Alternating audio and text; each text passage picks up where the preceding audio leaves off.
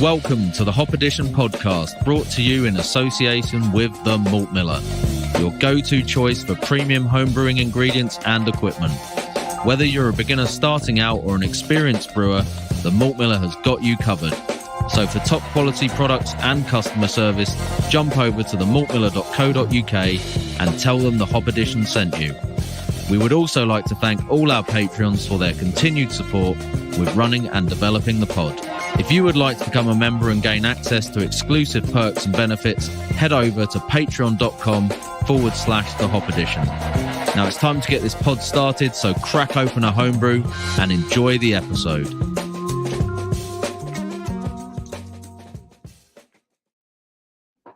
Hey. Hello, everyone, and welcome to episode 85 of the Hop Edition podcast. Tonight, we are directing the Death Star at Dry January. We're joining the dark side. We are pledging our allegiance to the Emperor and chatting all things Imperial with Damian Doherty from the legendary Emperor's Brewery. So just before we get started, quick reminder that our wonderful sponsors, the Malt Miller, are the go-to supplier for everything homebrew in the UK. From kettles to keys of gear, base malts, barbecue rubs. They've got all sorts on their website, so go and check them out. And do bear in mind that for January, they have some New Year's savings going on, so you can get some really good deals on dry yeast from WHC, as well as many other items and ingredients. And be sure to check out the dedicated Hop Edition recipe section, where you can find a range of beers that have been featured on the podcast, including our own creations and some stunners from our various guests along the way. So last of all, just please subscribe to us on the YouTube channel. If you're watching us live now, hit that subscribe button, and on the Facebook page, follow us on there so you can stay up to date with all of the announcements, as well as interacting with the podcast during the live streams like we're doing right now. We'll have links for those in the descriptions and in the chat. So for tonight's pod, first of all, welcome, Damian. Let's get it started with you just telling us a little bit about what Emperor's Brewery is all about, and just a little kind of overview of what, for anyone that hasn't come across your beers yet, what Emperor's Brewery is. Well, evening all. Yeah, so really happy to be here. Very good stuff. So Emperor's Brewery is really just a hobby that got massively out of hand, really, a few years ago. I make exclusively imperial stouts and porters, anything black and over 10%, basically. That is what Emperor's is all about. Mostly it's, as I say, imperial stouts and porters, but we've done some black quadruples and black saison actually over the years. But mostly these days it's imperial stouts and porters. Amazing. So we've got a few of those that we're going to be trying out tonight. So thank you very much for sending those along. But we're also going to be having a little go on the Bounty Hunter clone. I was very lucky to get a kit sent to me from Brew Day. You can go and check out some videos on my channel about the whole process of making that. And this is kind of the first public outing for this beer with a bit of tasting going on. But you can go and buy that recipe kit in a sort of full batch or half batch size over on the Brew Day website, so you can check that out if you want to. But yeah, let's have a look at that beer now, and I kind of want to go to Damian first on this one because it's your beer, and you've also got an OG version of it sat next to you on the table as well. So what do you think? So I first brewed this beer back in 2017. So I found two bottles, would you believe? So I've got mine's on this side, which is now almost 6 years old, and this one's yours. Well, the first thing you notice is the head on yours is better than mine. So the head on mine's completely disappeared. This one is still there. So it's a lovely beer. Let's start there, shall we? It's a lovely beer. Thank you. So it's a blueberry and toasted coconut imperial stout. I think my original was about 12.8%. I've actually got the original brew sheet here in front of me, so I'm cribbing really. But I kind of lost track of where the ABV went on this. It was about 12.5 at the last check, but with all the ingredients going in along the way, it was 12.5, I think. Yeah. Yeah, so it's got a nice body on it. It's it's thick, but it's not too much. I mean, we're probably going to try a beer which is the thickest beer in the bloody world later, but this is just a nice drinkable imperial stout. You're getting the blueberry on it. It's got that toasted coconut there as well. It's if I taste, I'm going to go back to mine now just to remind myself what this one was like. It's well balanced. So it is well balanced. There's no doubt about it. Yeah. I think this one's got a little bit more roastiness to it than mine. Mm-hmm. I think this one was a little bit sweeter. But that could have been age. Yeah, it's almost that certainly age. Would have been, yeah. Yeah, almost certainly age. Because as I say, it's over 6 years old now. Actually, the fruit in that one's holding up really well. I was going to say, how does the blueberry last? Because I would have maybe expected that to kind of fade away a bit, but it's still there on the old one as well. It's held up pretty well. You know, there, as you'll know, there is quite a lot for the recipe. It's quite a lot of blueberry. I think it's like a kilo of blueberry in there off of the blueberry puree. So yeah, was it two? Oh no, it's more than that. Was it more than that? Yeah, those bags tricky. So was it 2 kilos? 2 kilos, yeah. I think it's 2 kilos. Yeah. It was a kilo of coconut, I think. It was high. Yeah, just a really good, rich, thick imperial stout. Nice fruit character, good coconut character on it as well. So no, it's a cracking beer, Rich. You've done a good job there, mate. Good. I was a little bit nervous about that one, so thank you for the feedback on it. But thanks to you, obviously, for putting that recipe together with Brew Day as well and making it available to people. Because there's so much to get your head round with that recipe. It was the most complex bit of brewing that I've ever done by a country mile, and a real investment of time and ingredients. Give me Brett away there. Brett Hammond's joined us. Give Brett a little away. Yeah, really interesting to go through that process, and I'm pretty pleased with how it came out. So yeah, thanks. I think what I'd say, like I say, based on this one of mine, that will it'll age and it'll get better and better. Just leave some bottles in a dark place and just keep coming back to it. Oh, for sure. I think you'll love the results. It's a few months old now, but it's not, it's not aged by impy standards, really. It's so drinkable. It's so drinkable, Tricky. It's like dangerously drinkable. Yeah. Oh my god, Yeah, it's only really just over 2 months kind of conditioning time. So once in the keg, but probably about 3 months total from brew day, 3 and a bit months. Yeah, and I aged mine all those ages ago in a little wooden Theakston's oak pin cask. So I used to do that with pretty well all the imperial stouts really, and so mine's got a little bit of wood on it as well. And although when brewers use bourbon casks and things, the surface area to volume ratio on that is just not the same. It's much bigger in a smaller cask. Yeah. So I was getting kind of that character in there, that complexity in there after 3 months, 6 months. Whereas to get that in a bigger cask, you've got to wait a year, 2 years. So, it's worth thinking about. If you're going to move into imperial stouts in a bigger way, they still sell those little pin casks from Theakston's. I've got 5 or 6 of them now, I think, that I use. And it's a great way to age, and condition the beer quickly compared to bigger casks and things like that. See, the more times you turn over in those little casks, do you lose that oak sort of thing? No, not really. Okay. You don't lose the wood necessarily. Again, you can leave it in there for quite a long time. I mean, the other thing you can do is you can kind of precondition them, if you like, with spirits. I've done that before. Tip a bottle of spirits in there and roll it around and leave it in there for a little bit of time, and then take the spirit out and put the beer on top of it. It works pretty well. I mean, it's not the same as what big brewers are doing, but as a home brewer, I really liked experimenting with those kind of little pin casts and what I could do with them. And yeah, I still do. It's good. How much do you fit in a pin cast? How much is a pin? 1.5. Yeah, it's slightly over. It's 20.46 litres to be precise. That's very precise. So it's perfect. It's perfect for homebrew. Yeah, just the right size. Amazing. Yeah. So, what, you just pick those up from the brewery directly, do you? Yeah, I bought them from Theakston. So a little while ago. In fact, I'm not sure they're doing it as much anymore, but Yeah. a long time ago they were doing a wooden pin of a wooden pin of Old Peculiar, and you put a deposit down on the cask. And I said to him, "Look, can I keep this cask if you keep my deposit?" And they're like, "Yeah, absolutely. That's why we charge you the deposit." But I think a lot of people were doing that, and the deposit just got bigger and bigger and bigger and bigger. Yeah. So they started to want them back in the end. But for the first few years that I did it, they were like, "Yeah, you can keep the cask. It's no problem."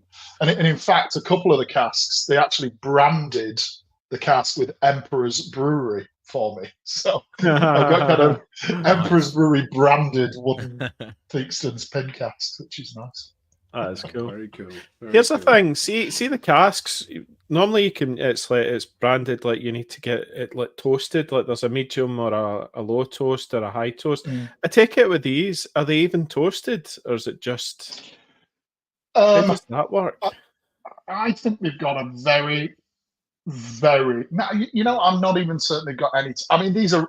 So the way they make these pin casks is they take the big, the big casks at Theakston's. And then they've got a cooper on site, a master cooper, and I think what he does is he takes older barrels and he brings them down and makes pin barrels out of them, pin casks out of them. So as I say, it's just a nice thing. It's being able to serve your beer straight out of a wooden pin cask to your mates. So everyone seemed to like that, so it was good. And it does mean that obviously the oxygen gets added a little bit as well. And whilst oxygen is a killer for hoppy beers, actually in big imperial stouts, it's not a bad thing. It adds a little bit of complexity. In the really old ones, you get that little sherry notes, which is terrible for, IPAs, that cardboardy and sherry. But in imperial stouts, it works really well. If you've ever tried a Dark Lord, you'll know that. I mean, that's oxidized to hell, frankly, that beer. It's like drinking, soy sauce and sherry, but it's an interesting beer. Sounds delightful. Umami. Umami. Yeah, alcoholic umami. Very good. I mean, tricky. I think if I was to go and get some blueberries and like mash them with a big spoon of like warm honey, or like slightly caramelized honey, I think that's the kind of aroma that I'm getting.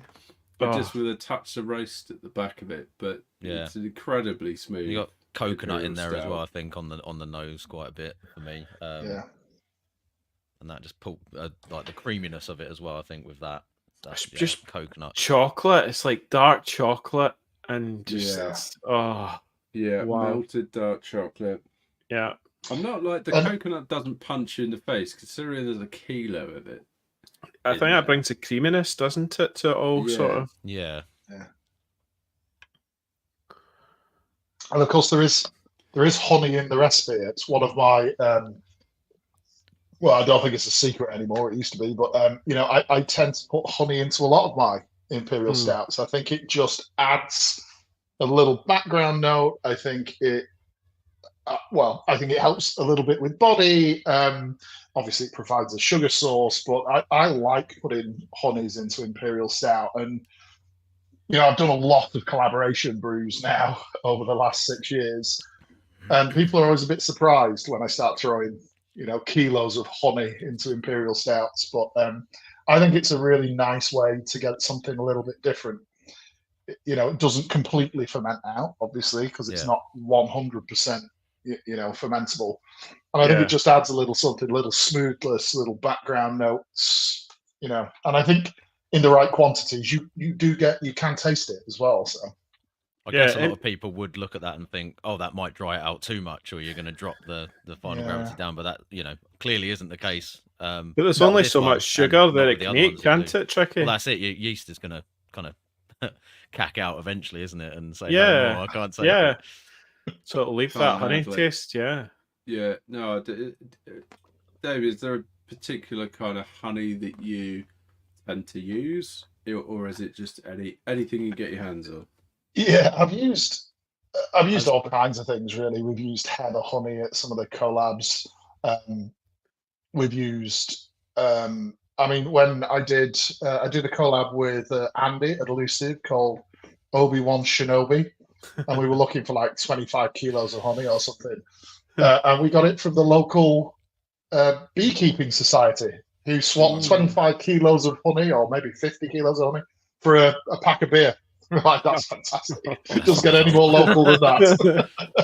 That's a good But deal, yeah, right? I'm, generally some of them cost a lot of money. But I started out buying Rouse honey in 1.36 kilo packs from Costco.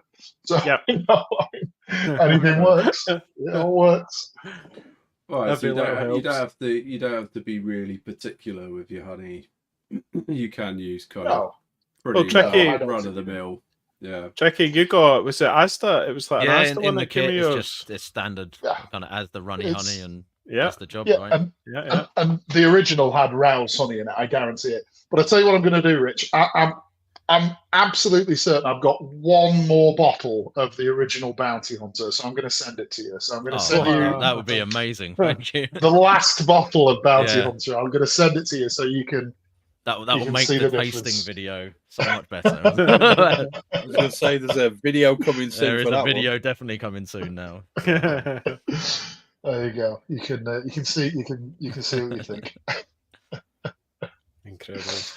As everybody Love else it- talked loving about this this tricky. beer, can I have a go now? Go on then, Of course, Chris. go.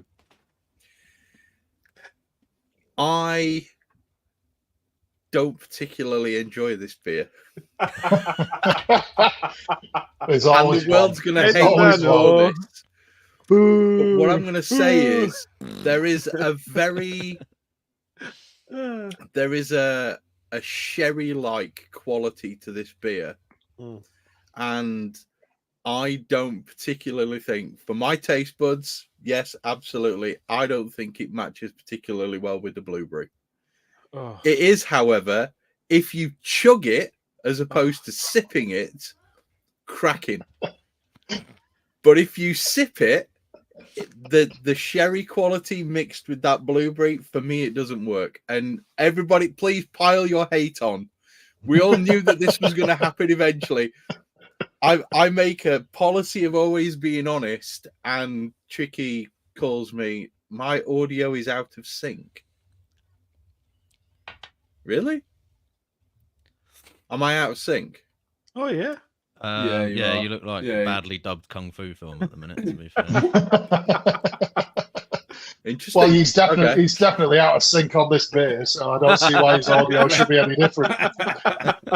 It would be a very strange world if we all like the same thing. I'm not saying that it's a bad beer. I'm not saying it's badly made. I'm just saying, for me, I don't particularly enjoy the sherry and the blueberry. I think it's like one of the best imperial stouts I've had to date. And I think I might, I think as the night goes on, I might keep going. But Tricky, this is amazing. Like, genuinely, like, thanks, Andy. I'm glad Did you you say enjoyed it. to date or today? to date. So far, this is one. Yeah, Just today. Have you been There's quite a drinking way them to all? go this evening. Yeah, Andy, that's so eighth impy hold your today. horses. yeah. Because no, I've had a lot of good imperial stouts, but for like even just this is homebrew, and you're just like, Humblebrag. no, come on, this is it's epic. Yeah, no, I'm It's- enjoying it. I think Yeah. fruited imperial stouts. I do enjoy them. I enjoy most of them. I'm enjoying this one. It's so But drinkable. sometimes for me, fruit and imperial stout. It's a bit like what's that cake you get? Forest Gatto. Black Forest Gatto. Black Forest Gatto. Like it for some people, like fruit and chocolate just don't go. I love that. And I'm sometimes I'm not always a big fan, but Well, I'll tell you, I'm enjoying this bit. if you think this is a fruited imperial stout, I think the next two beers are going to knock your socks off one way or another, because they are very heavily fruited. I'm looking forward to it. I'm looking forward to it. It might not be your bag. I love fruited imperial stouts. So the other two that we'll get to later, I've brewed those two, And then I got a call from Josh at Turning Point, and he really wanted to do a fruited imperial stout, heavily fruited imperial stout. And you don't see that many of them. They might have a little bit of fruit, and that's when we did a beer called Pulpatine with like peach and charred nectarine, and it was a bit of a risk really, because there was a lot of it. It's a pretty, it's a fairly big brewery, Turning Point. And we weren't sure how people were going to take it, but it went really well. People really, really enjoyed it, and I think, I think you can get, you've got to get the right balance on big fruited imperial stouts. I mean, I like everything to the extreme, so it's not for everybody. But did you say charred nectarines? yes, we charred them. We got a big blowtorch. And we sugared them, and then we just charred them with a blowtorch. I was going to ask, I had images of you saying you had some sort of flamethrower, weed burner. Just getting that out, blowtorch. Yeah, because I've had a few. That sounds fun. Turning Point, generally, when we're at London Craft Beer Festival, take over. Is it Craft Beer Junction or one of the breweries? Down, I think it is Craft Beer Junction. They take over, do a tap takeover, and I had their impy in there. I think I was speaking to one of their sales managers at the time, and he actually bought me one because we were chatting beer and all the brewing and stuff. So yeah, they're right into their impies as well, definitely. Yeah. I mean, I think looking at the sort of general impy market, is a lot of the time they tend to favour more caramel, fudge, biscuit, that sort of stuff, right? The fruited imperial stout, it kind of tends to be a bit more of a slightly niche market of the imperial area. I mean, Would you agree? Since I started brewing imperial stout, or commercially started brewing imperial stouts, the scene's really changed a lot. What was considered kind of drinkable when I started is now classed as thin, which drives me crazy, because it's not possible to brew a thin imperial stout. It's a misnomer. It's not possible. So, I like my imperial stouts generally to be kind of drinkable, that you're not. I think what's happening now, and if people may have heard me say this before, is that people are brewing imperial stouts for the one sip untapped rating. Yeah. They pour it in, they take one sip, it's thick and rich and, heavily flavored. They go, oh, that's fantastic. And they take a picture and they score it highly. But they've generally got 440 mils to get through. And actually, a really thick and very rich imperial stout, 440 mils is a lot, and they've already given it 5 on Untapped, and the breweries are kind of brewing for that one sip Untapped rating. Whereas I like to try, at least, to brew imperial stouts. They hide their ABV a little bit, but they're mostly not really, really thick. But you can drink them. You can sit down and drink one. That's quite drinkable. Well, that's I was just saying, that's the first that I've just smashed right through an impy. Normally, impy you struggle. I think generally it's a sipper throughout a whole night. Yeah, almost sort of.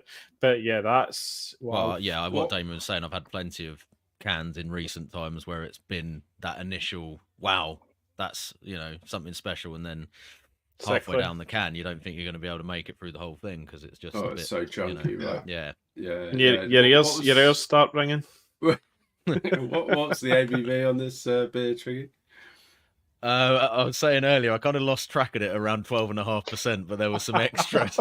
There were some extras that went in after that, which may have bumped it up a little bit. So it's at least 12.5, I think. But because some of the extra additions, like mid-fermentation and then towards the end of fermentation, and there was like vodka that the nibs were steeped in, and there was lots of things going on. It hides it really well. I'll say that much, and it is very drinkable, actually. Well balanced. Thank you. It's nice. Yeah. Yeah, So what's the next one? Yeah, what's the next one?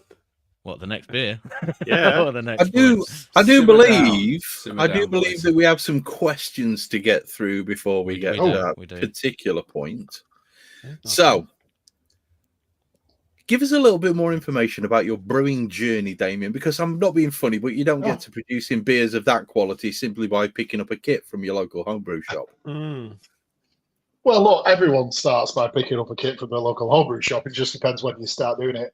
I obviously look in my mid-30s. I'm actually in my 50s. I started brewing as a student because I was broke back in 1990 when I went to Loughborough University.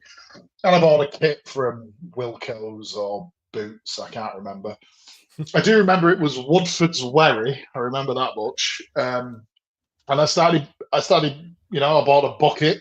It wasn't particularly good. They gave you that weird gold foil packet of yeast, which I think must have just been baker's yeast. It was dreadful.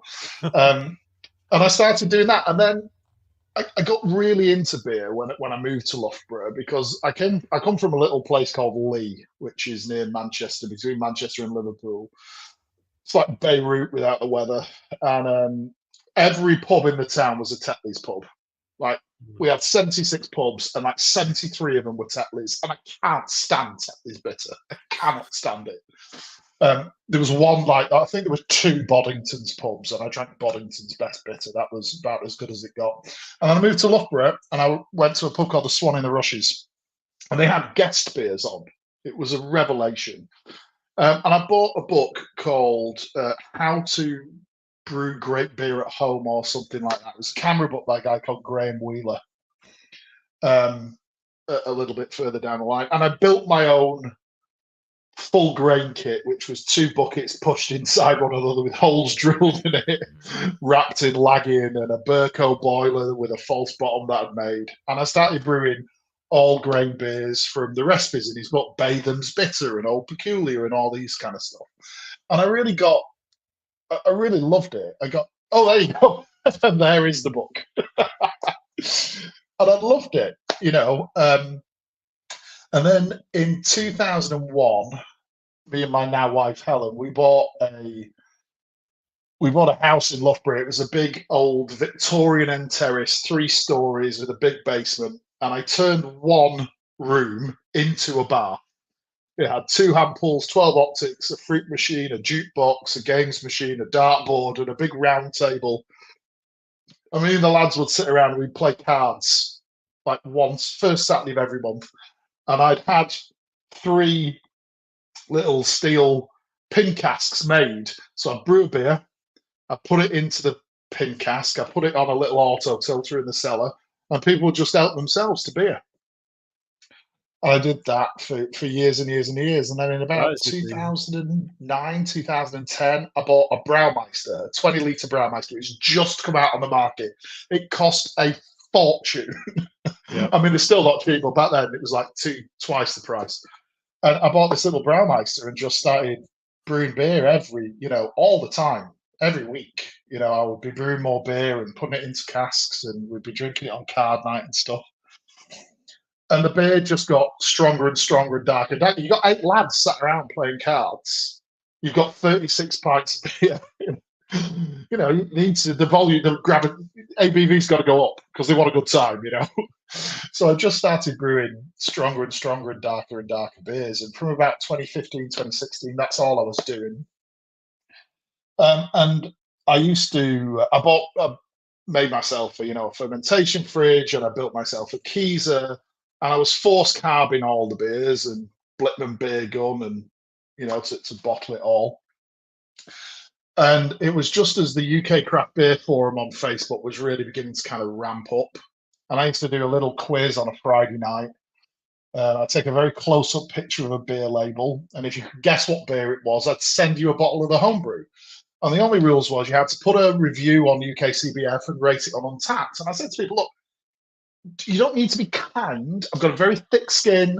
I'm always looking for feedback, how we can improve the beers and blah, blah, blah. Just tell me what you think. And it kind of started going a bit crazy. People were really raving about the beers. And then what I would call real brewers were winning the beers.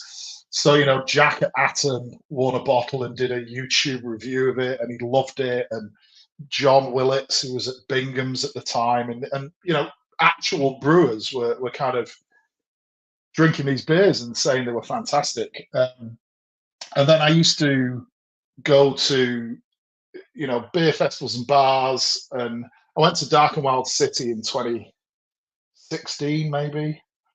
And I asked Brian, I said, would you mind if I've got some homebrew with me? Would you mind if people just tried it? And he's like, no, as long as I get some, you're fine. So I used to pour out the beer and let people try it. And then I'd take a selfie of everybody. And when I look back on that picture from Dark and Wild, it's like Brian from Northern Monk. It's like Bruce from Left Handed Giant. And all these actual real brewers, all trying this homebrew. And it blew me away, really. And so a mate of mine called Mark Williamson had a little home brewery called Linear Brewing Co. And I met him for lunch one day, and he said, oh, by the way, I'm a commercial brewer now. I said, what do you mean? He said, I've registered my kitchen with HMRC and had the health inspection visit and blah, blah, blah. And I'm now able to commercially sell my beer. I said, you can do that with a 20-litre Braumeister? And he's like, yeah, absolutely. So I thought, right, I'm going to do that. So that's what I did. I kind of registered with HMRC, and for a long time, I was just brewing 20 litres of beer at a time, putting it into between 40 and 50 bottles of beer, wax dipping it and stamping it and all that, and just selling them through my mate's web shop at Optimism. And it just, I don't know, I think I probably just caught a crest of a wave with Imperial Stout, because back then there wasn't that many people making Imperial Stouts, we used to put on 50 bottles of beer and they'd sell out one per person in 18 seconds and things like that. And it just got crazy. But it's been brilliant for me, because what it's allowed me to do is to kind of, because I don't do this for a living, I've got a real job, but it's really allowed me to get out there and do collabs with some of my absolute beer heroes. And I still do a lot of collaborations. I've done many, many collaborations, but, I don't know. It's just been a brilliant journey for me. And I'm very grateful for all those kind of brewers that let me play on their kits so many times in the last 6 years. It's been fantastic. So just moving on from that and picking up one of those points, what's your experience been of the Cuckoo collaboration kind of brewing model that you've kind of, I'm not saying it's your definitive sort of business, but what's your experience of doing it that way? Because I mean, you've brewed a lot of collabs, and just for clarity, the can of Emperors with a Omnipollo that I was supposed to get, it kind of split in the post and it ended up all over the bottom of the box. So Andy's showing you the can right now. I did taste it, but I'll be honest with you, that can have been split for a while and it tasted not right. So, well, I'll make sure you get another one, Chris. I'll get one out. Thank you. No, not many beers taste good when you're drinking them out the bottom of a cardboard box, though, right? Now, actually, the question is this, Chris. Yeah. Was that my fault, or was that Rich's fault? Because I sent it to Rich, and he said fault. That was Tricky's fault. There we go. That's fine. There we go. So invoice Tricky, and then just send me a can. It's fine. I'm not gonna dish you in any way for that one, mate. It was purely Tricky's pathetic attempt at packaging. Packaging was pretty good. I thought the packaging was pretty epic, but obviously I had a piece of cardboard underneath it and one small single layer of bubble wrap. The can was the one that I was least worried about, though. I was like, the can will be fine as long as I wrap the bottles up. I could just see Chris now, like squeezing the cardboard. That's literally what it was. Don't worry about it, Chris. We'll get you another one over there. That's Thank you very much. Yeah. So, as far as the collabs, all that stuff and the Cuckoo. So, because Emperors went just crazy, kind of overnight, really, just selling 50 bottles at a time. I had a very still do have a very kind of full-on real job. Yeah. And it was pretty apparent to me that I wasn't going to be able to not only not keep up with demand, but not really grow the brand and keep the name out there. And I wanted to be, you know, at the time, there wasn't really anyone just doing imperial stouts and porters. Now you've got, you know, Logan at Sinister, who's a great guy, and I love Logan, and he's doing what I did. You know, he's working for a living and brewing imperial stouts and porters as a hobby. And so I decided the best way to do that was to, you know, to do more collaborations. And I got, you know, invited by Northern Monk to do one of the early collaborations, which just blew my mind because, you know, the fact that Northern Monk had ever even heard of me was bizarre. And Andy down at Elusive, who's a guy that I really respect. He's built such an amazing business at Elusive, but many, many others. And so that enabled me to kind of do two things, really. One, keep the name Emperor's Brewery out there and people would see it and know it. And two, from their side of things, although this sounds bizarre from a bloke making beer in his kitchen, back then especially, breweries didn't make that many imperial stouts, and they cost a lot of money, and so they're quite high risk. And so having an Emperor's logo on there that, you know, some craft people know as an imperial stout brewer kind of made it, kind of reduce the risk for those collab breweries to make an imperial stout. So, you know, it kind of worked both ways, really. And then I met the lads at Bang the Elephant, Nige and Shippo. They'd just bought Simon's brewery called Abstract Jungle based in Langley Mill, and we had a chat. They had some room, so I bought a 1,000-litre unitank, which I put in the brewery because that's always the choke point, especially on imperial stout, because it takes longer to turn around. And I brought some Grundy tanks for conditioning and things like that. So then I started to kind of contract brew, cuckoo brew out of Bang the Elephant. And then more recently, I got asked back in 2020 by Henoch, who I'd met once before at a Buxton tap takeover, and I'd given him some of my beer, and he'd been very, very complimentary about it, and I was like fanboying all over him.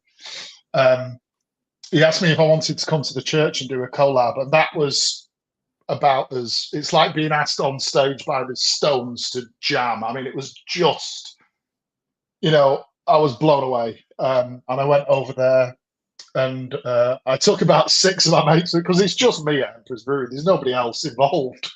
So I said to him, look, there's quite a few mates of mine who want to come over and see the church. And is that okay?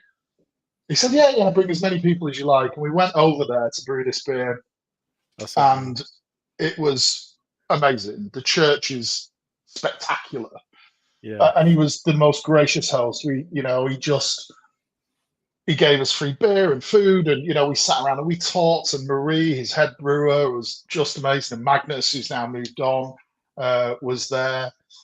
You know, one of the guys that we were with, Mike James, Mike came a bit later, and he said to Mike, so what kind of beer do you like, Mike? And he said, well, I'm more into kind of wild fermented and, you know, blah, blah, blah. And he's like, oh, okay, I'll see what I've got. And he walks out with this magnum bottle of Omnipolo Scope 1, which must be worth fucking 500 quid, and he just opens it and starts pouring it out. And I was like, oh my God, do not open that beer for us. We are idiots. Just save it for someone better than we are.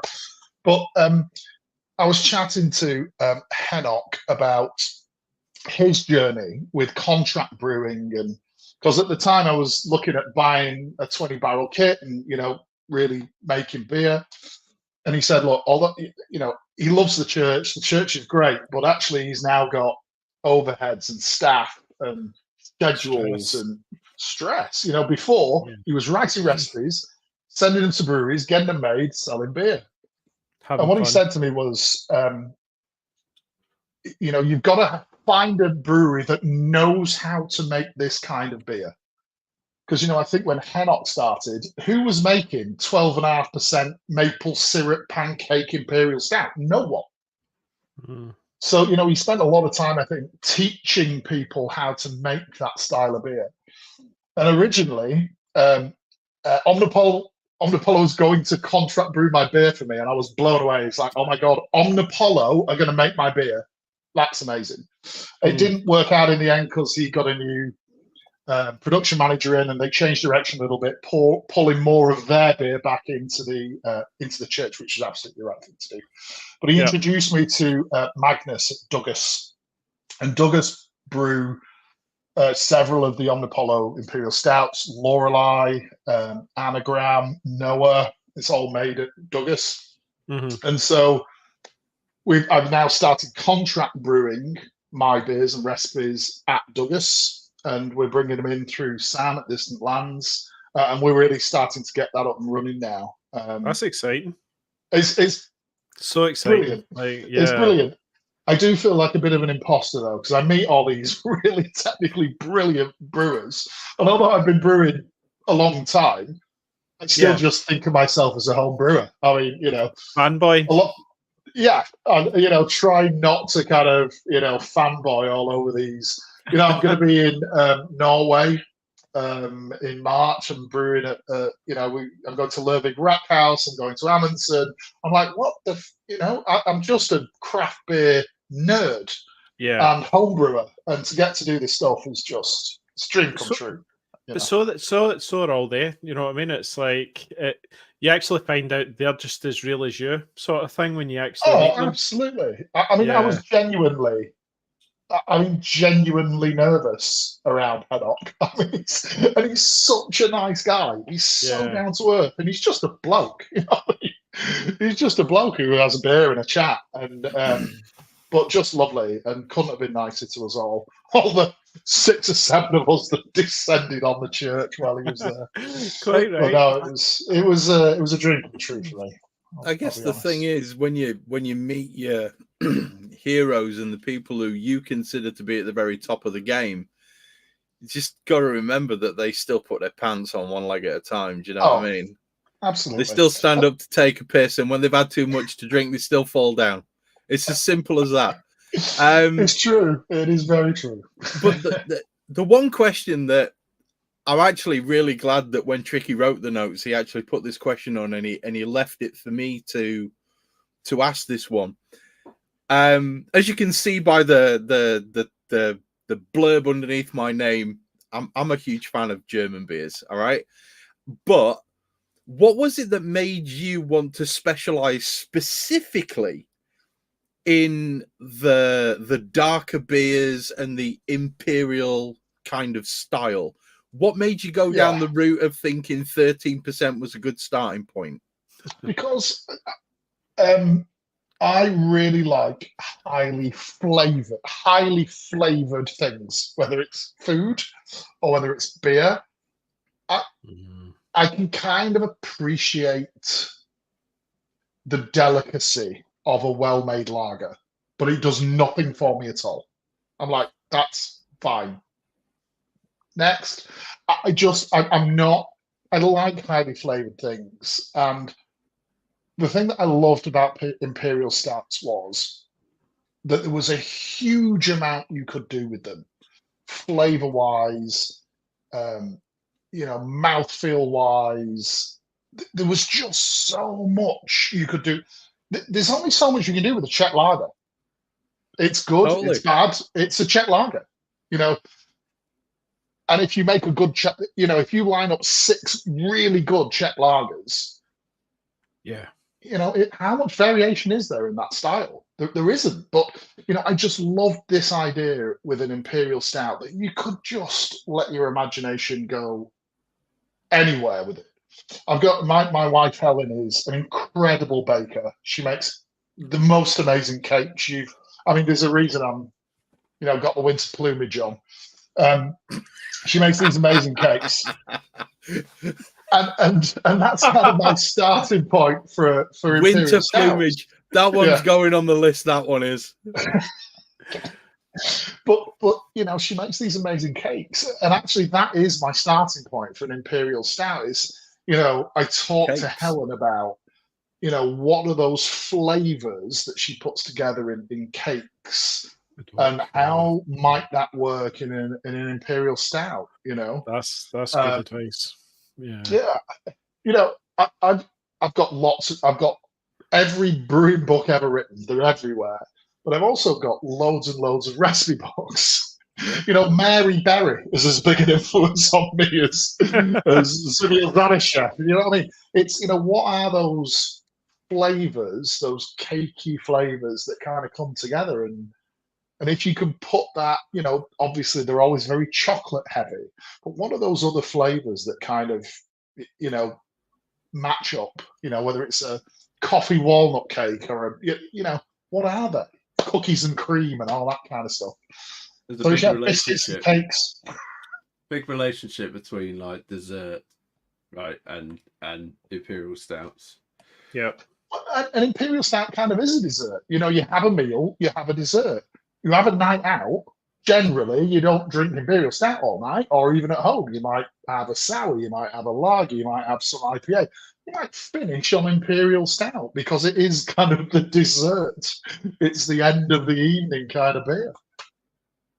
Oh yes, that's right, Brett. Sorry, that's just come up. My sister also has a chocolate shop in in Cockermouth, which I Damian, promote as well. we need a URL for that right now.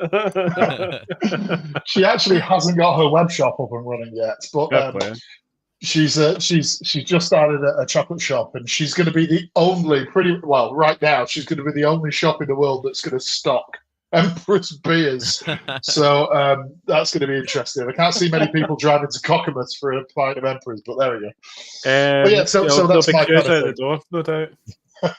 Can't see many people driving to Cockermouth. Anyway, well, yeah, okay. I don't even know where it is. Cumbria. Owen, it's over to you, mate. Yeah, so we had a couple of questions from the live chat, Damian, yes. which I thought I'd just cover off before we kind of move on to talking of desserts. We'll move on to the next beer. Andy from Four Priests Brewery asked about how do you split your time between the brewery and the demanding real job? Asking for a friend. So Andy, if you've not heard of Four Priests Brewery, Andy's been on a similar journey. I think setting up his own brewery. Yeah, also working full time on top of the job. brewery stuff. Yeah, spends weekends at the brewery. Yeah, it's genuinely really, really, really hard. I don't get an awful lot of time. I had a really demanding job, and then about a year ago, I changed to an even more demanding job. I mean, for example, tomorrow, I've got to get up early and start working because I've got the CEO arriving in the UK on a visit that she told me about on Wednesday. And we're supposed to be meeting for 6 hours, and I had to fly my team all to the UK. And she gave me 18 bullet points of things she wants to talk about. And I'm like, when the fuck am I going to get to prepare that? So that's tomorrow's job. But it's genuinely hard. I mean, my wife, Helen, doesn't see a lot of me. It's almost every weekend I'm doing something every day for the weekend. I'm, doing a collab, or I'm, at the brewery, at Bang the Elephants Brewery doing something. Or, a Thursday night, I'll drive to Nottingham, we'll do a tap takeover, and I'll drink 0% beer and drive home. And so it's really hard. When I started to kind of talk to Douglas about contract brewing, I was really fortunate. There's a guy called Mike James who used to work at Buxton back in 2012. He's also ran his own breweries, Landlocked. He worked with Roberto on Cult of Oak. I don't know if you know these names. And he ran Fantôme in Belgium for about 2 years. And Mike is kind of helping me out, really. So he's helping with the contract brewing at Douglas. So I don't have a lot of free time to fly over to Douglas to supervise the brew day, or fly back to do kind of the tasting the barrels or supervising the packaging or all that stuff. So I'm really fortunate that Mike is able, very experienced brewer, very experienced guy. He's able to go and do that for me. I mean, it breaks my heart because that's the bit I want to do, but I don't have time to do it. So, he's flying around the world on my dime, having the time of his life. So, but yeah, it's really, really hard. And remember, mostly, most of my beer is coming in through a contract brewing route. I get very little time to brew at home these days. I do one-off kegs for bars and things like that, birthday beers and stuff. But, I'll do a brew day at Bang the Elephant, and then the lads look after it for me. They make sure it's fermenting well. They take it out. They put it in barrels for me. They bottled the black and blue for me because I didn't have time to do it myself. So I'm fortunate that I've got a lot of support from a lot of people in the industry, and I couldn't do it without them. It's as simple as that. Sounds like you've created a lot of goodwill amongst the community, Damian, and I guess that's largely down to the quality of your beer and testament to your character, no doubt. Well, the thing about, I think the thing for me about Emperors is, I like to think I'm very approachable. People come to me at beer festivals, people send me emails. I get a lot of, which is great. I get a lot of homebrewers sending me beers and saying, "Tell me what you think of this." Tell me where, and I try to help people. And the thing is, I still consider myself to be a bit of a homebrewer. That's what I am. In fact, my friends in the brewing community call me the Star Trek homebrewer just to piss me off. But I am. I'm a homebrewer that kind of homebrews on a bigger scale than I used to. That's pretty much it. Yeah, may the force be with you. Nanu, yeah, all good. So I miss Mork and Mindy. Mork and Mindy, yeah. I watched Mrs. Doubtfire last night, and Top film. I literally cried at certain parts. Just absolutely killed me. May his soul rest in peace. So there was another question from a avid follower of the podcast, Luke Stevens. Any tips on brewing Obi-Wan Kenobi? His favourite impy.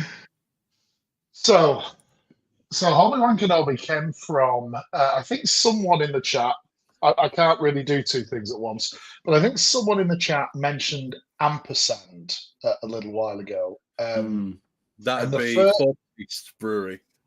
Right. And the first beer that I did with ampersand was Mockalorian. And I do a thing, it's kind of a trademark thing these days, to be honest, is whiskey and worts. So you put a good shot of whiskey in a glass, you top it up with hot, sweet worts from the kettle before the hops go in, and it's fucking delicious. I mean, it's like, if and when I get a bar, that's what's going to be on the bar at Christmas. Is like, not mulled wine, forget that, whiskey and wort. It's amazing. And in fact, the Brewer's Breakfast, I'd never heard of it. I've been doing it for years and years and years and years and years. And I called it whiskey and wort because that's what it was. It rhymed, alliteration. And we do it at every collab now. So there's always a picture of me on Instagram, hey, whiskey and wort. And at that particular whiskey and wort, we had a packet of hobnobs and we were dipping them into the whiskey and wort. And I'm like, that's fucking lovely. We should do a beer. And so one of the first collabs I did with Bang the Elephant, I said we should do this like a hobnob stout. I didn't come up with it. I'm terrible at naming things. So I think it was Shippo that came up with the name Obi-Wan Kenobi. But to kind of, we put, I'm trying to remember the recipe now, and I'm sure it's morphed over the years, but we put special bee in there to give it like a biscuity thing. We put some golden syrup in there to, try and give it that kind of lift. We did dump about 20 kilos of hobnobs in the mash as well, to be fair.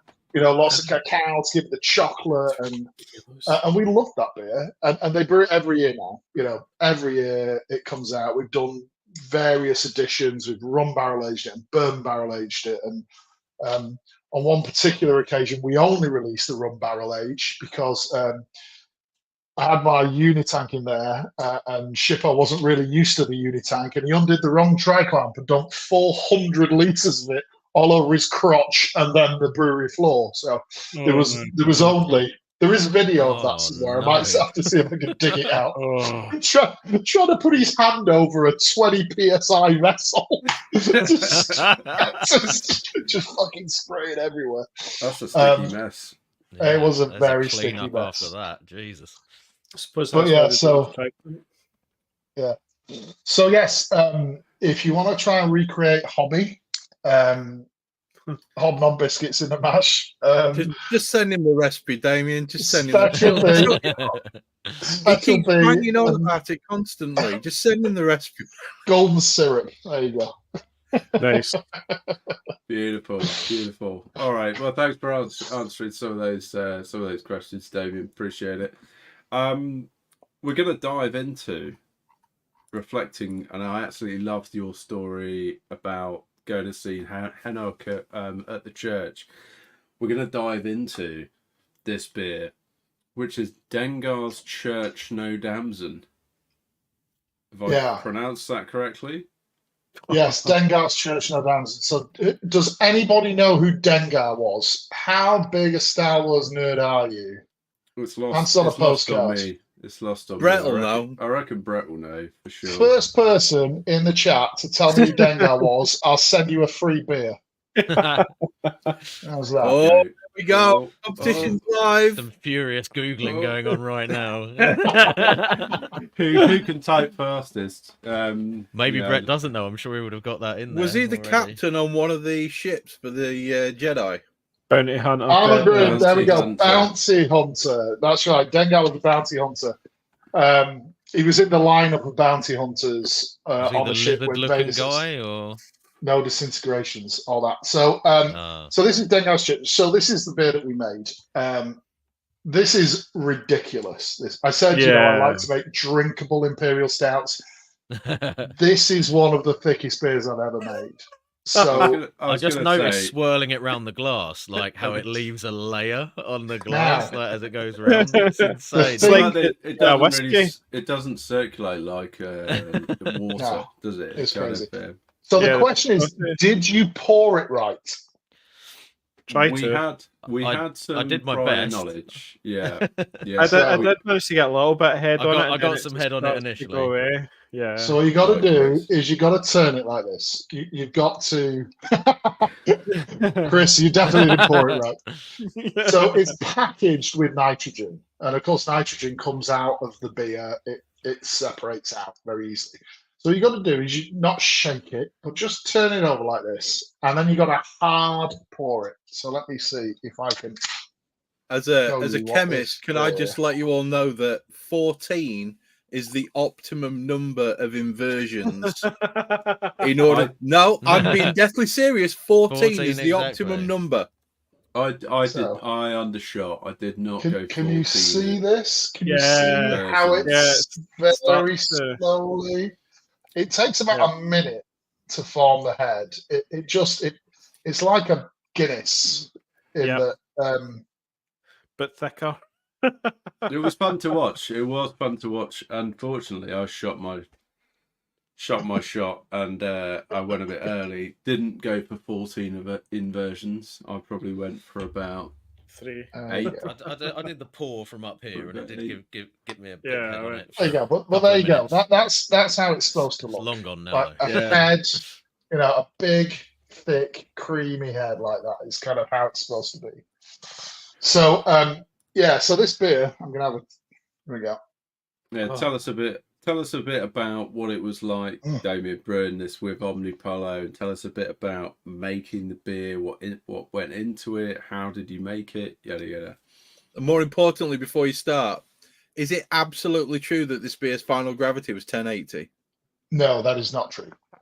Tricky bullshit. It's not from me. It's what I saw on a Facebook post about it. It's not true. So. It's 1090. Oh, right. So this beer started at an original gravity of 1174. So it started at 1174, and it finished at 1090. And it took 4 days. Were you fermenting to mash it? Is that how you made this beer? 4 days. So it took 4 days to make the beer. So I'm starting to go blind. He was fermenting a tree. That's what he was doing. A maple tree. They just chucked in a maple tree. It took 4 days. It took 4 days to make. It's one of. It's not actually the highest gravity, starting gravity Hennock's ever done. There was one beer at the time that was about 1178, but it's pretty close. But it is the thickest beer you will ever. I mean, it is incredible, but it's just such an amazing beer because I think it takes the kind of the base kind of style and recipe that I do, and Hennock kind of worked his magic on it, and it's just the most decadent beer. And the reason it's called, no. So basically, Hennock said, "What do you want to make? What do you want to try? What are your favorite foods, flavors?"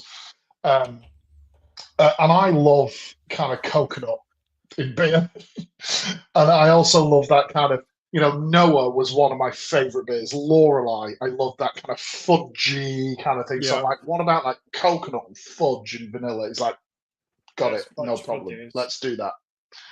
And it's so fudgy. And then we were talking about a beer that I did a long time ago. I used to have a big damson tree in my old house, and I used to make gallons, and I mean gallons of damson gin, like demijohns lined up full of damson gin with damsons sitting in the gin. And when I moved into this house, I moved all these damson demijohns, and I found that about 3 or 4 of them still had the damsons in. So I took the gin off, and I'm like sat with all these gin-soaked damsons. Like, what am I going to do with these?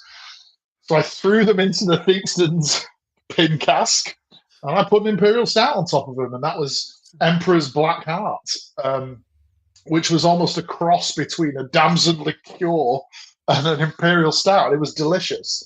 And Hennock got to try that beer, I think, which is where this came from. He's like, let's make that beer. And I said, well, you don't have many damsons in Sweden, and certainly not many fucking gin-soaked ones. So it's going to have to be no damsons. So he's like, okay, all right, well, it'll be no damsons. So that's where the no damsons bit comes from. So Dengar's Church, obviously we wanted the church reference in it. No damsons. And the first beer that I did with gin-soaked damsons was called Dengar's Damson Stout. So we took the Dengars, we took the church, but it's got no damsons. So that's how it ended up. Dengar's Church, no damsons. So maybe one day we will go back and we'll do a version with gin-soaked damsons in it. But at the minute, and then it will be Dengar's Church damsons. Dengar's Church with damsons. With damson. Yeah, nice. So talk us through day 1 through to 4, Damian. Like, we're all home brewers. We're interested in the process and the ingredients and all the rest of it, right? So I wasn't there for all 4 days. I'm going to say that right off the bat. We flew over to Copenhagen because on the Tuesday, I did a collab with Nerd Brewing called Brute Force, which some of you may have had. And then on the Wednesday, we went up to the church, got into the church Wednesday. We were filling hoppers with grains. I was chatting to Marie, so the head brewer Marie, and really, understanding what the process was, because they literally are constantly boiling. They're making this beer for 4 days. They're mashing, they're lautering, they're boiling, and it's like a continuous process. And then the beer, so we were there Wednesday, Thursday for 2 of the days. So it was done on Tuesday and Friday as well, which we weren't there for. And so they literally just keep going and fill in the fermenter and boiling and boiling. And then they have this, I don't even know how to describe it really. It's like a vessel with a propeller in it that they can tip bags of toasted coconut in, which literally keep the coconut circulating and infusing, and they can do it for days and days and days and days and days, and they just keep going. And it was so sticky. I can't, when it's got that much sugar in it, you can barely wash it off your hands. I mean, it's so sticky. It's insane. It's sticky now in the glass. Yeah, You know what does. I mean? I'd hate to It spill clings this. I'm to licking your my lips. lips. I know. I'm licking my lips, yeah. It's sticky on your ribs as well. Make a great marinade. Make a great marinade. But yeah, I mean, my fingers are sticky now. So when I cracked the can after I poured it, I'd got an immense umami. I was going to say the aroma same thing. off I got it. a really big, like, soy sauce kind of Huge soy sauce thing. aroma, Yeah. and then it's like fudgy, chocolatey, super rich flavor, but still with a little savory note. I thought. Yeah, because I'm not getting the same aroma out the glass as I did just at the kind of after pouring the can. Yeah. But it does have a very, very rich umami flavor to it. So, you know, if you can see past the mega fudge chocolate, coconut, vanilla, and everything else hitting you in the face, because this is just an absolute beast. Sticky, sweet. I don't even know what to do with it really. I just get. pour it over ice cream. It's good over ice cream. Oh wow! I reckon it might freeze. I don't know what it might do. Like vanilla ice cream. I reckon you got a line of ice cream sauce. There. Yeah, it's like a fudge sauce. Break out into a new industry. Yeah, it's the craziest beer I think I've ever been involved in. And why wouldn't it be? It's on Apollo. You know, I mean, Hennock has been pushing the boundaries his entire career. You know, he's my beer hero. He always has been. He probably always will be. You know, the things that he does, the way he approaches not just beer, but when you meet him, he is the most grounded, down-to-earth, normal bloke you will ever meet. And he was the one that really started my obsession with Imperial Stouts and what they could be. You know, because I've had Imperial Stouts, you know, Russian Imperial Stouts, very dry, very roasty, you know, and I enjoyed them. But when Hennock's, I mean, Barrel Aged Lorelei is still the greatest Imperial Stout ever made. It's as simple as that. It's amazing. Everything about it is amazing. Carême is the best Imperial Porter I've ever had. You know, they're just phenomenal beers. Like I say, I'm a massive fanboy of Hennock's. You can do no wrong for me. His Imperial Stouts are just amazing. I think Omnipollo up for debate and argument, but I would say probably one of the most influential breweries on the planet. Certainly with the Imperial Stouts, I'd agree with that much. I mean, I think that's right, and probably in Europe, because, you know, I think Hennock was inspired by going to the US and seeing what the US were doing. Yeah, you know, and so he brought that back, you know, to the Nordics and to Europe, and, you know, started to do things that we just were not doing over here. But yeah, he's still doing it, and like I say, he's just a lovely fella. He really is. Just a genuinely nice guy. Well, one day perhaps we might try and get him on the podcast. Who knows? Well, listen, you must go to the church. You should go to the church. You know, take a little pilgrimage out there. Go and spend a long weekend in Stockholm. Road trip. Let's go. Done. Right. Look up flights. Someone look up flights. Right, add it to the European trip this summer. Yeah. This 3-day trip's going to turn into, you know, a 5-month. The European tour. So just kind of one final question from me, Damian, which is from your whole experience of going to see Hennock and making this beer. What is there anything that you're going to be carrying through into your making of amazing Imperial Stouts? I think what kind of blew me away was how high you could push original gravity. I mean, I've done beers with a starting gravity of maybe 1142. This was 1174. I didn't even know yeast could work at 1174 starting gravity. I mean, I was amazed by that. What yeast? He uses a variety of yeasts. He uses Kvike sometimes. He uses various other things. I mean, Kvike is a yeast that I've never really used. And I really want to experiment with it because it's beast, amazing. Yeah, and I really want to. I really want to try that yeast, but I had no idea you could make a wort that was 11 and higher. You know, I mean, he's gone beyond that. It takes 4 days to make a wort that exactly. High, you know. So, but the thing is this. I mean, the thing is this: as home brewers, we can do that. We can do that. We don't need to make money out of this thing. We can make a wort in any way.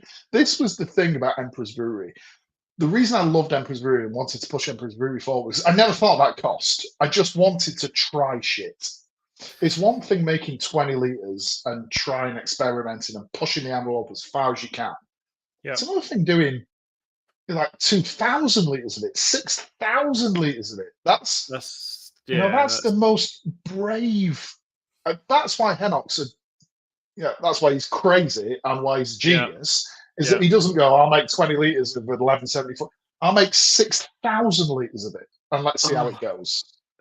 Is that how many litres was in they made? That's 6,000 litres. God, how many litres do we? You know what? I can't remember. Yeah, I can't remember. Even to like something like 1,500 litres would be insane.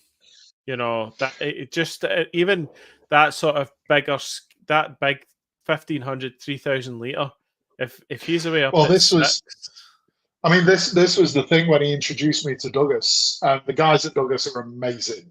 Yeah, amazing. They know how to brew this kind of beer, and so I started talking to Douglas about contract brewing Emperor's Brewery beers, and they said, "Yeah, absolutely, we're well up for this.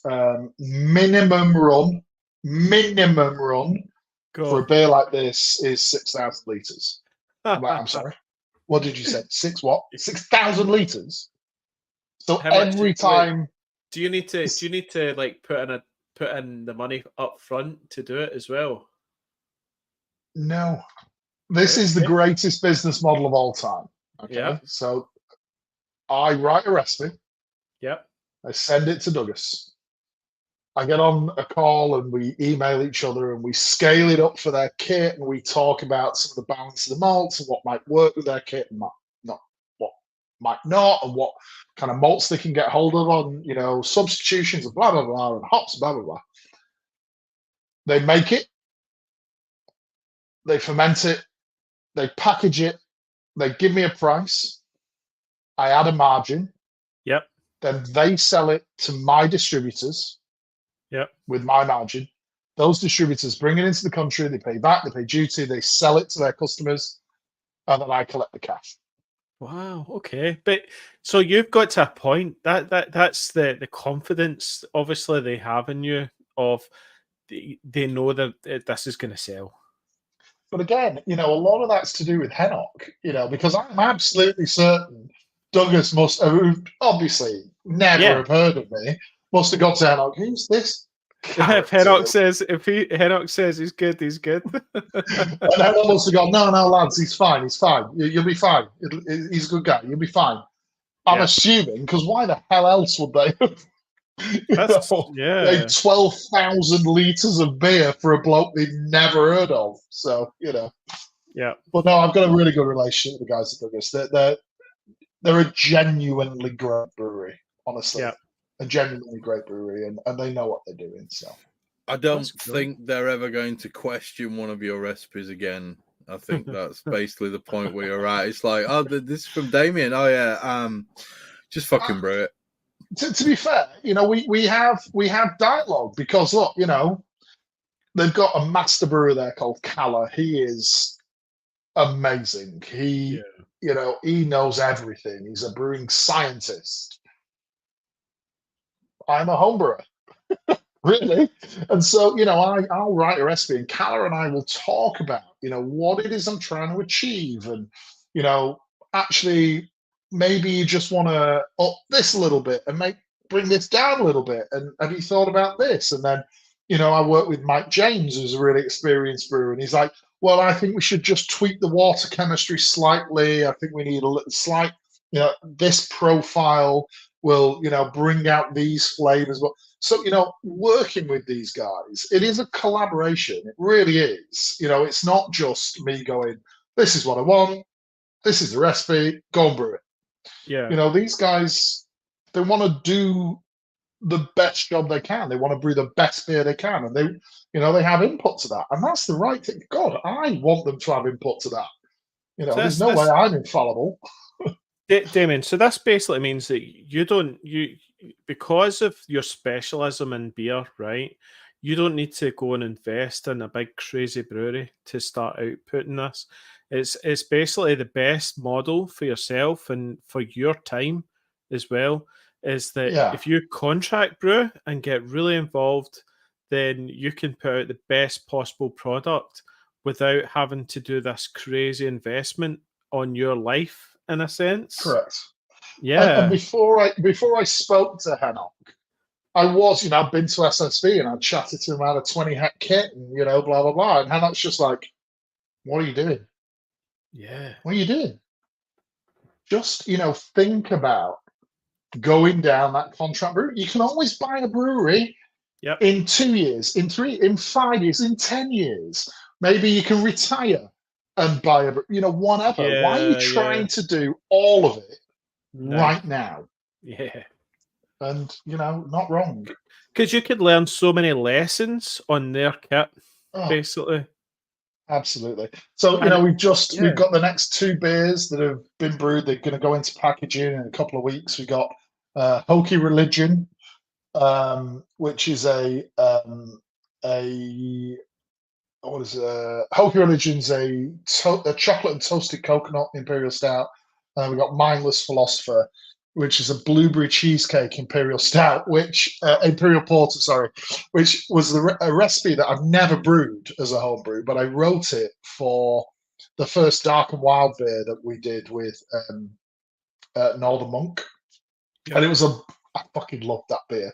So I wrote this.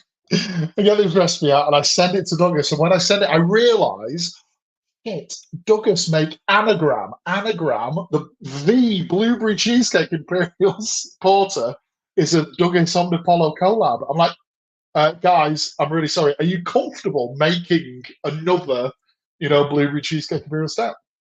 Anyway, they were very cool about it, but I probably should have asked them why I didn't.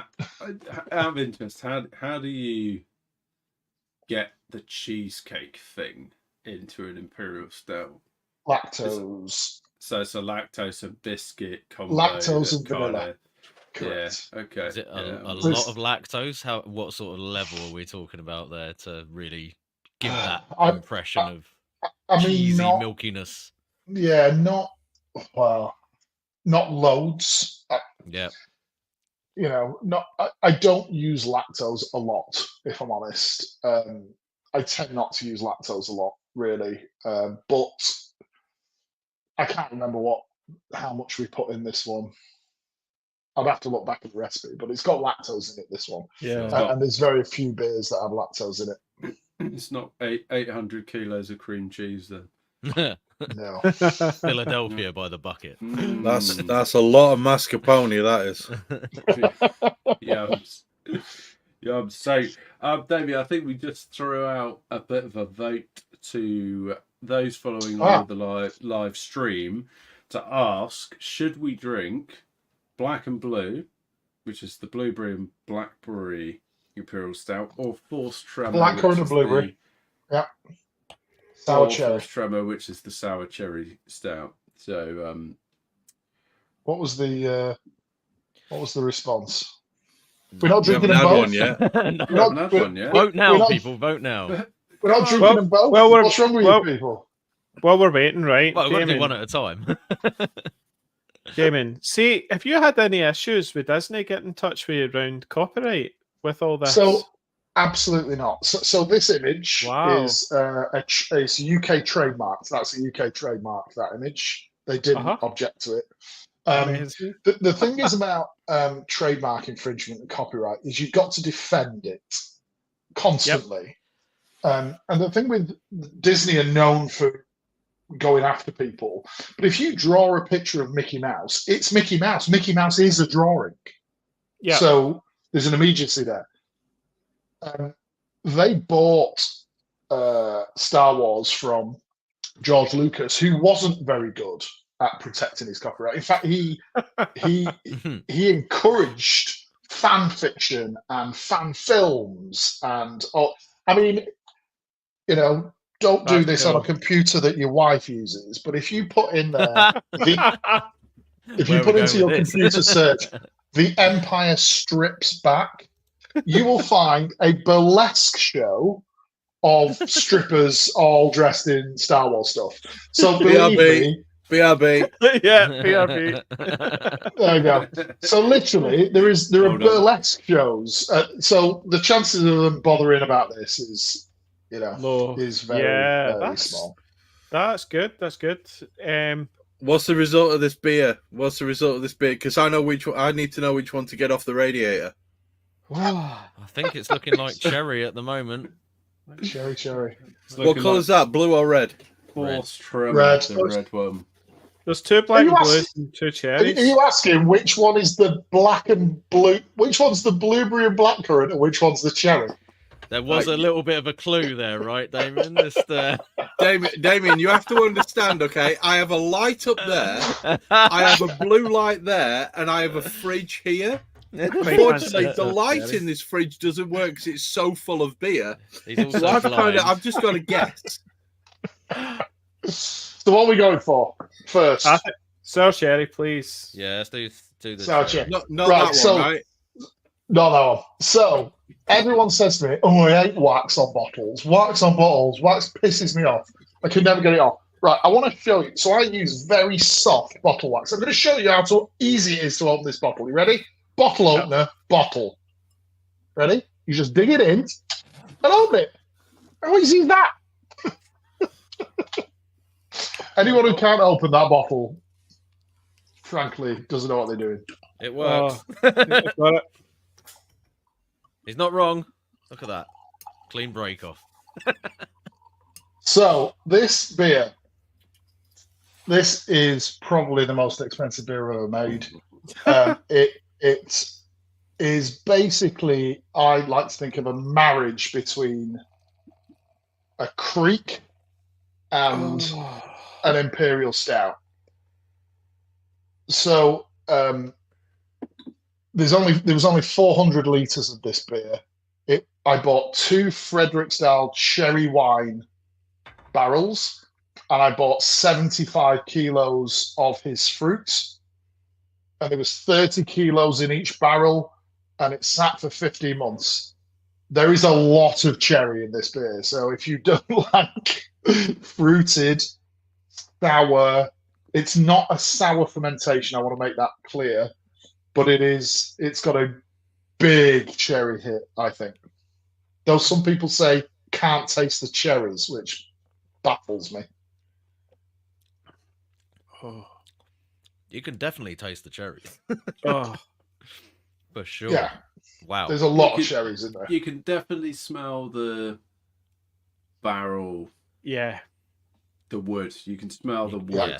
I can taste that as well, to be fair. There's definitely... And I just think there's a sourness to it as well that kind of... It makes my mouth water. It makes me want to take another drink. And you'll find that with the black and blue as well. That's such a contrast to the last beer as well, because it's... Yes. It's a... No, that's slightly tart, more dry. It is... I've never, ever been able to think of an imperial stout as a palate cleanser, but that's like almost... Yeah. I'm with you. Can I just say... You know what I mean? Yeah, like, it was not... It was not fucking easy to get into this bottle. It was not easy. No, it wasn't fucking easy. No. He says dig it in. You need to dig the bottle opener. I'm using one of these shitty things. You need a decent bottle. Yeah, I bad work. Crap tools. I got the fucking Leatherman out in the end. No, Bad work. Bad blames workman his always tools. blames his tools. There you Yeah. go. I did dislocate my shoulder earlier, so you know. Yeah. Well, that's a wax bottle opening injury I've never heard of, mate. So you've done really well there. It You was a actually wanking threw your injury, shoulder Damian. out. It was a Right, wanking injury, mate. Well, that's less. That's more common. You know where he turned his camera off and check out the Yeah. Star Wars strippers. That was when the shoulder went out. Yeah. That's David. fair enough. Damien, do you have a favourite Star Wars film? Oh yeah, absolutely. Empire Strikes Back. It's easily Wrath the of best. Khan. Yes. Wrath of Khan. Do you know the funny? When I was growing up, mine was always Return of the Jedi was always mine. Yeah, but how old are you? Yeah, Come well, on. that's true. No, but Fucking yeah, 14. You like the Ewoks, didn't Yeah, you? You like the yeah. Ewoks. I like the Ewoks. I like the Walkers. through the Ewoks forest. cartoon was kind of our era as well as 'cause kids. I The had- 80s, yeah. I had that as a kid. You used to push the button. Oh, and it you would make did? the I legs remember walk. that. Yeah. I remember the Yeah. little button you pressed. Oh, so cool. Yeah, that, and then it was always because Luke he was now a Jedi, and he came in and he was just badass when he came into Jabba's palace. You know, I think that's why I loved just that whole change. I just always liked the battle scene on Hoth. Like that was my favorite sort of Star Wars battle with the taking down the AT-ATs and all the rest of it. Yeah. I mean, don't get me wrong. The first three films were absolutely fantastic. I mean, genuinely fantastic. I went to watch Empire at the cinema when I was, God, what was I?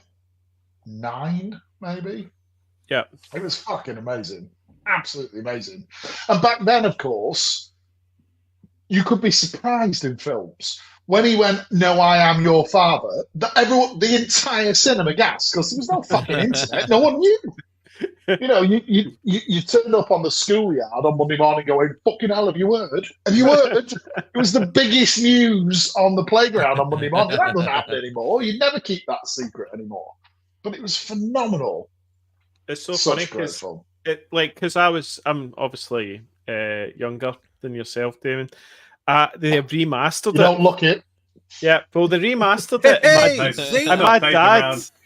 my dad actually took me, and the choice of his was Empire. He took me to Empire because they'd re-released it in cinema, and it was like you say, it was amazing. The whole, It's just it's a little bit darker than the original. Yeah, it's like You the know, bad it's guys just- win. It's almost Yeah. like the bad guys win. Yeah. And that's what just makes it so good. But that's what really sets up Return of the Jedi as well. Exactly. It's just, it's that. Yeah. They're all brilliant. I absolutely love them all, to be fair. And to be fair, I know this is unpopular, but I'm just a massive Star Wars nerd. I just love them all, really. I like some more than others, but I'm not one of those Star Wars people who go, "Oh, well, fucking Phantom Menace was shit." I was so excited when Phantom Menace was coming out, even though I was far too old to be that excited. I love those films. I love anything to do with it. Are you ever gonna, or have you ever done a Jar Jar Binks named beer? Is that gonna happen? I haven't. So there's some things that maybe aren't quite. Don't do it. Yeah, Jar Jar drinks. Maybe. Jar Jar drinks. But then, so I was a big Superman fan. Like, Superman came out in 1977 as well. I was 5 years old. Jeez. There's a bloke flying about, fucking loved it. Yeah. And I didn't realise until about 5 years ago that there was a Superman 4 with Nuclear Man. I've never seen it, never heard of it. It is a Superman 4. And although it's fucking terrible, it's Christopher Reeve as Superman. How bad can it be? Do you know what I mean? It's fucking Chris Reeve giving it that. I fucking loved it. Before he got paralysed off that horse, wasn't it? Yeah, exactly. Yeah, absolutely. The thing I'd about imagine being... it was before that. If you... Yeah. I don't have CGI right then. Just to green inject screen his head on some reality into this. The thing about being our age, Damien, because I'm actually not that far behind you, mate. The thing about being our age is we had the original superhero films. We had the original, like the first time round, we didn't have to see some bullshit remake fucking 4 versions down the road. We've seen the original shit, right? You know, we went out when it was fucking light. We came back when it was dark, and if you missed your tea, you got your ass tan, right? There's fucking nothing else. The bottom line is, we saw the original shit. We fucking lived it. We did, right? And there's a brilliant story about the original Superman film. They didn't know if it was going to work. They did not know if they could put this guy on wires and like flying through a set and it would look okay. And the first scene that they filmed with him flying was in the Fortress of Solitude, where he flies towards the camera. And he sets off on these wires and he gets a pain. He gets a pain in his side like that, Chris Reeves. And he does that.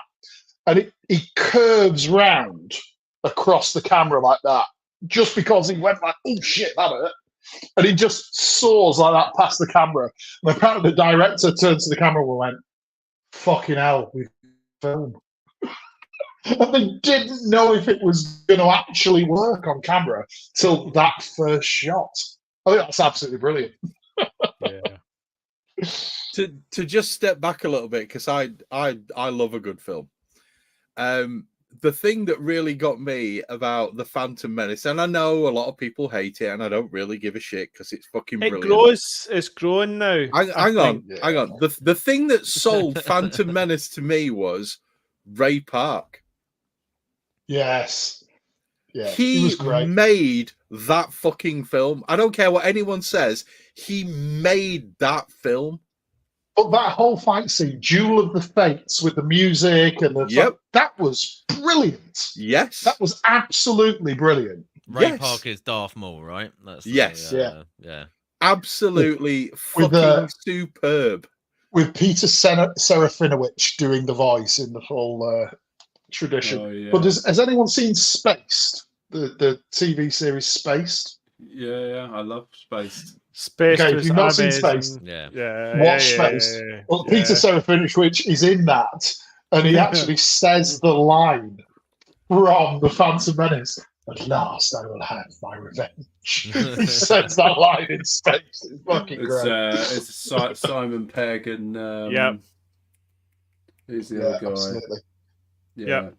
So it Frost. was from the Cornetto trilogy. Nick The Frost, guys, the guys that did that. And I thought when you said Paintball, you were going to carry on and say Spaced Invaders, because that is the greatest fucking sea movie in the history of the world. It's a fantastic snack as well. So tell me, on these like podcasts, do you usually get sidetracked into this kind of shit? Or absolutely. That's what it's all about. This was kind of a deliberate sidetrack as well. We were like, we've got to pin him down on Star Wars. If we're going to stop talking about beer for a bit. I'm talking to Peter Serafinowicz. Has anyone ever seen his Butterfield Diet sketch? You need to go and Google the Butterfield Diet, because it is possibly one of the funniest sketches ever recorded to film. It is absolute gold. There's so many fucking awesome things to talk about when we get people on this podcast. We had a conversation with Andy from Elusive for about 25 minutes about what our favorite retro game was. Yeah. I mean, and you can reminisce. It's so. I've always had a soft spot for Manic Miner. That's all I'm going to say. Manic Miner, Dig Dug, Jet Set Willy. Jet Set Willy. He's in the same genre as Manic Miner. And I will throw in there an honourable mention to Shinobi on the original Sega Master System. Jeez. Which is why we called our first beer Obi-Wan Shinobi, baby. It's upstairs in the loft, mate, and it's still in the box. There you go. Oh, they had they had a Star Wars arcade game at there's a retro arcade place I took my son to in Bedford, and that's still quality. Having a go on that, it's the one where you can play as the land speeder in the Battle of Hoth, and I can't remember what the name of it was, but it was an arcade thing. I remembered playing when I was at school on originally, and then it's like, still there out in the world. Would you like to see my new bar, by the way? So this is the cellar of my house. So this is the cellar of my house. I've got the Empress side. I'm gonna try not to lose the fucking signal. I'm just gonna turn this very slowly and see if you can see. So we've got the Nice. two things there, and then this is the cellar. So I've got a lot of beer. Oh, look at this. Whoa. Fuck's sake, Damian. No, It's the secret Andy. stash. The legendary Andy, stash. throw a sheet over that fucking pathetic attempt behind you quickly. I can see R2D2 in there as well. Underground. Yeah, It's an R2D2's in there. yeah, underground bunker. Amazing. So yeah, I get to go down here, and so I don't annoy my wife as much. All as we I need used is to. some aliens playing weird musical instruments and We all need our some Jedi's spaces. walking in. Man caves. That's what we need. Man caves. That's what it's Yeah. about. Yeah. Don't go to Brett's because what he calls AT-ATs, you might not enjoy. Yeah, that's code for tip to tip, isn't it? I think.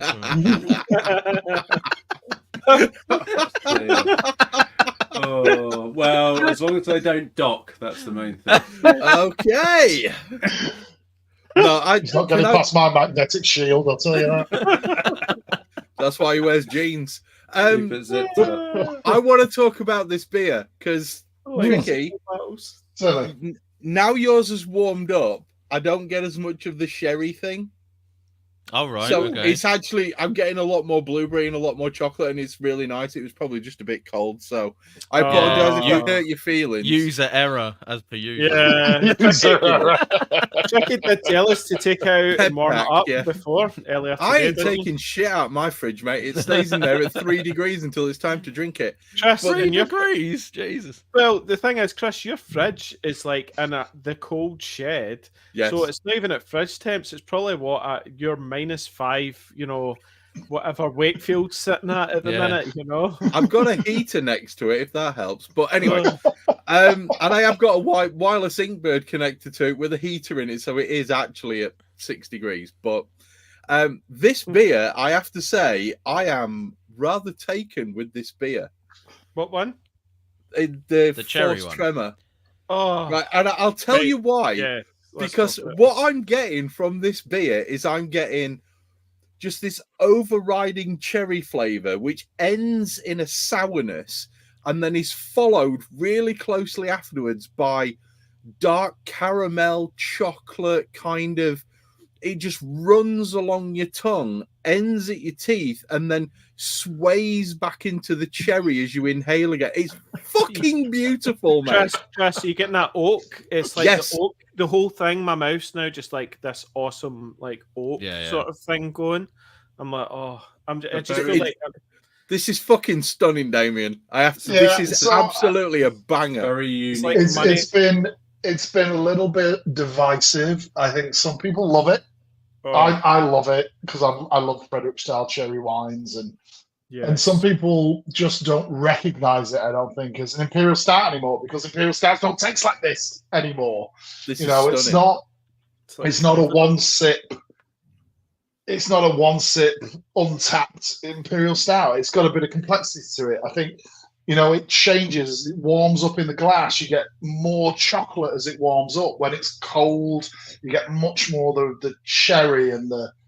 I think it's a complex beer. Like I say, I bought 2 of his barrels. I bought 75 kilos of his fruit. Just the barrels and the fruit cost me over £1,600, which is ludicrous. It's You guys- ludicrous. It's like brandy. It's like a kind of brandy sort of oak thing. Yes, It's, but I love these cherries, man. I love But these like- cherries. These Yeah, cherries are it- gorgeous. it's like a blend between like a creek and imperial stout. I think it's kind of Yeah, that kind exactly. of marriage. It But yeah, meets it's well kind of in the split middle, people mate. a little bit. Yeah. So this came about. A brewery that I won't name did. I think it was a bock that they Right. put Frederick style cherries into, and I had it at the Nottingham Brewdog Bar, and I tasted it. I'm like, wow, those cherries just kick the shit out of that base beer. It's the wrong base beer to put those cherries in. They are so powerful. It just completely obliterated the base beer. And right then I thought, do you know what? Those cherries would be amazing in an imperial stout, something heavier that could carry the cherries. And then my mate Sam at Distant Lands, he rang me up and he said, months later, because he works with Fredericksdale, and he said, we might be able to get some Fredericksdale cherries and some barrels. Are you interested? I'm like, fucking hell yes. Bring it. So the only breweries, apart from me, that got the cherries were all kind of mixed firm breweries. So it was people like Little Earth and Vault City and Holy Goat. And so I've got these cherries, they're all frozen. I'm like, what? How am I gonna? I need to try at least to sanitize them in some way. So what I did was I went to Costco and I got two 3-liter bottles of vodka, and I got this big bowl, and I put 3 liters of vodka in this bowl and like a sieve, and like I was picking cherries, frozen cherries out, and trying to separate the stalks a little bit, and dipping them in the vodka. And then pouring them in the barrel. Imagine doing that with 60 kilos of frozen cherries. I was literally red up to the elbows. It looked like murder had been done in the brewery. There was fucking red everywhere. But I got 6 liters of sour cherry vodka that was fucking beautiful. Like pouring it back into the vodka bottles at the end. It's fabulous. How many liters? Because this says 294 bottles. Yeah, so this was 400 liters. It went into 10-liter key kegs. About 20. I've still got some 10-liter key kegs that, I've sold a few, but I've kept loads of them. I'm going to release it soon. And then we bottled the rest. And the lads at Band the Elephant bottled it for me. And then we put the labels on, and then I literally hand dipped and stamped every bottle. It took me 2 days. The weird thing about this beer, I have to keep talking about this beer because it's incredibly complex. My brain, when I'm drinking this and I'm getting the cherry, getting the chocolate, I'm getting the dark caramels and stuff like that, my brain's calling out that maybe this could do with some honeycomb. Interesting. And I don't know why, but my brain is literally screaming, where's the fucking crunchy? That's what it's screaming. And I just don't, far be it from me, as Tricky has already said in public on many occasions, I'm a shit brewer. Because it's of sourness, is it, Chris? It's almost like it's cleansing. It's like drawing your mouth. You're like, you just want a little bit more sweetness to balance it back out, sort of thing. That's what I'm thinking it is. I'm thinking just honeycomb in this. But I'm like... So the only beer that I've ever put honeycomb in, I did a homebrew called Vader's Pyre, and it was a bonfire night imperial stout. So it had treacle, toffee, honeycomb, toasted marshmallows in it, and it was a smoked beer, smoked malt base. And I always, when I'm kind of adding adjuncts to the kettle, because it's a little Braumeister, I always pour the wort off into a big pan, take it to the stove and melt it in there, and then pour it in. So it's not. Anyway, with all those adjuncts going in, I was struggling to get it all done in the boil time. And then I thought, well, fuck it, honeycomb and marshmallows, they fucking float. It's fine. They'll float, they'll melt, it'll be fine. But of course, marshmallow, especially, doesn't melt, it liquefies. Right. So I chucked all these things in the kettle, they liquefy, they drop down the kettle, and then they burn on the fucking elements. Yep. The beer was delicious. I mean, it's one of my favourite beers I've ever done. But but it's fucking the elements black. So I had to literally take the entire Braumeister apart and scrub the elements by hand and put it all back together again. I've never made that beer again. It was a disaster, but it was fucking beautiful.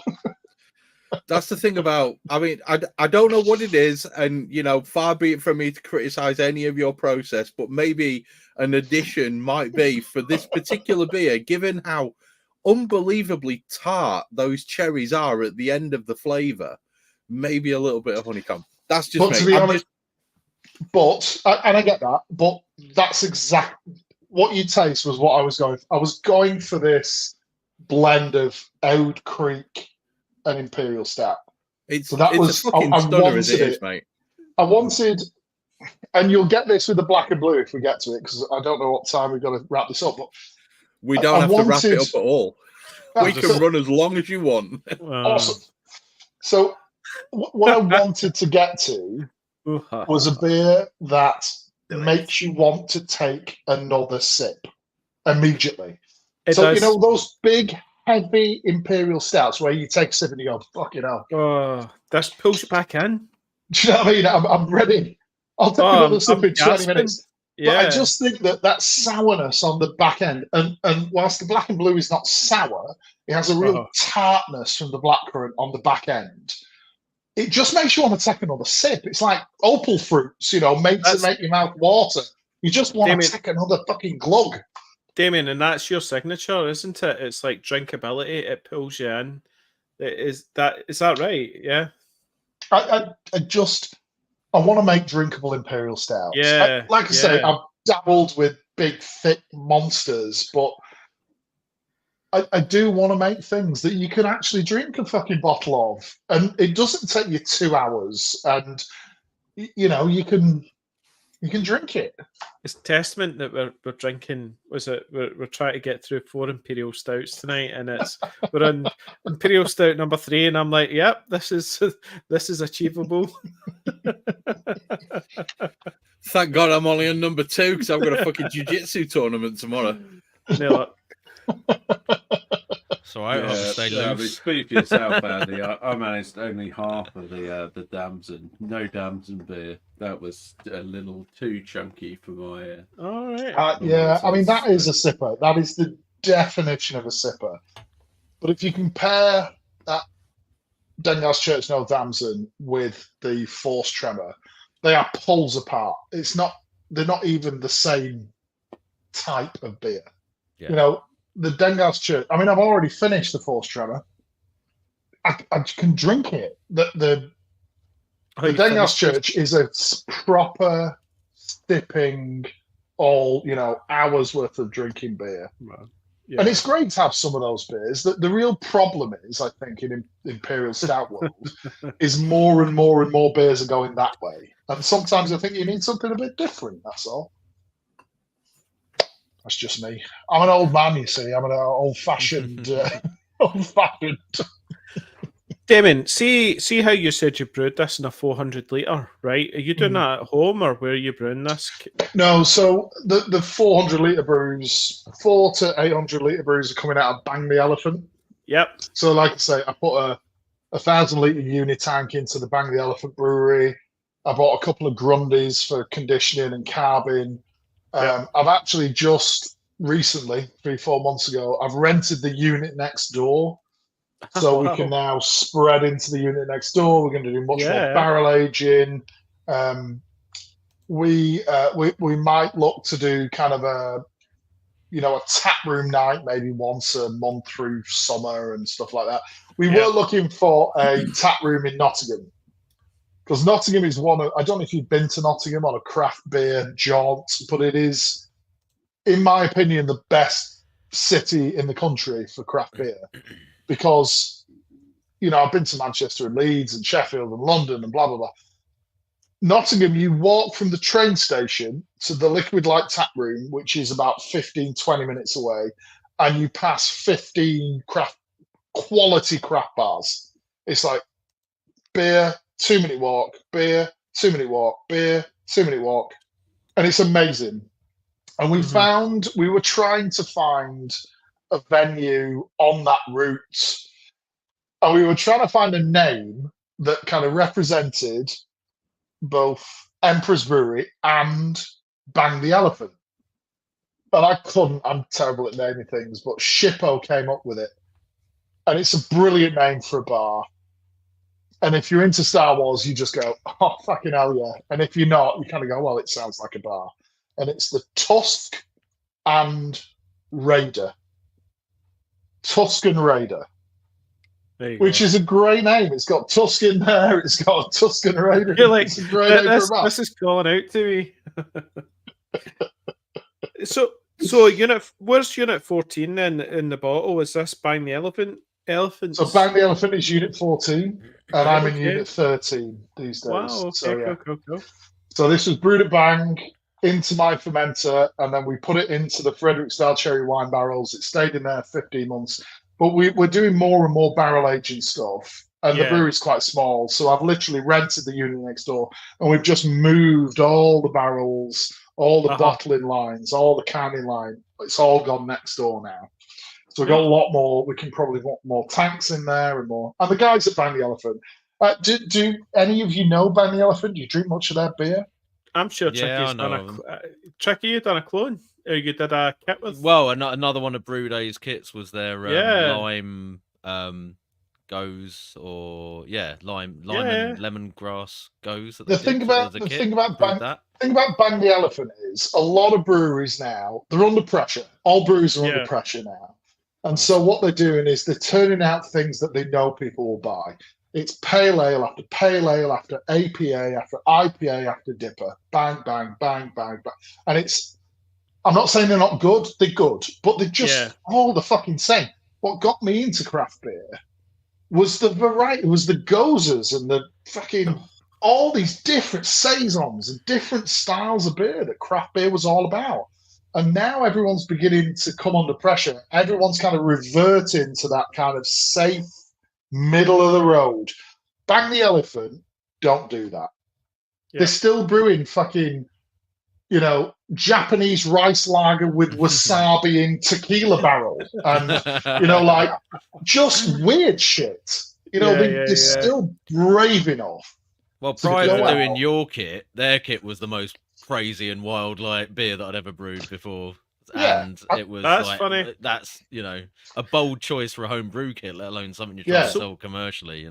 What size is the cat? That's what they're great. They're just out there. They're doing crazy shit. They don't care, and the brave lads, and they should be applauded for that, because there's very, very few breweries, no matter what the scale, doing that shit. Damian, what size is the brew house there? It's small. I mean, it's like I say, 5-6 barrel. I think it's 6 barrel. What's that in liters or heck? So they're knocking out, depending on the size of the brew, they're knocking out between 600 to 800 liters at a time. Yeah. So it's not big, but like I say, they're really good guys. They're very genuine. They're brave. They get out there. They do interesting beers, and there's very, very few people doing it these days. And it's a real shame, because that's what craft beer was built on. Was built on invention and trying something different. And Jesus, you walk into a bar now, and it's just fucking pale ales, IPAs, and NEPAs all the way down the board, and it's a shame. Yep, that's true. Yeah, that's true. Jeez. So if we can just pull it back to the homebrew kind of aspect for a bit, we've got quite a few questions, basically trying to tap you up for the information that we know a lot of our listeners will be here for this podcast. We've managed to keep them waiting for a good couple of hours up to that point. Sorry, fellas. Let's hear it. No, not at all. This is a hook. This is a hook. Great. Yeah. But start. Just generally sort of talking about kind of tips for imperial stouts. I mean, you've given us quite a bit of information actually already, but in terms of for the home brewers who are listening, and if they're looking to put together their own recipes, can you talk us through an approach to sort of like a typical base recipe in terms of your malt choices? And I mean, I've got a good idea of this from brewing the kit, but if you could give us a general overview in terms of how you approach the balance of the grist. So for example, what specific dark malts are you using that you find work well?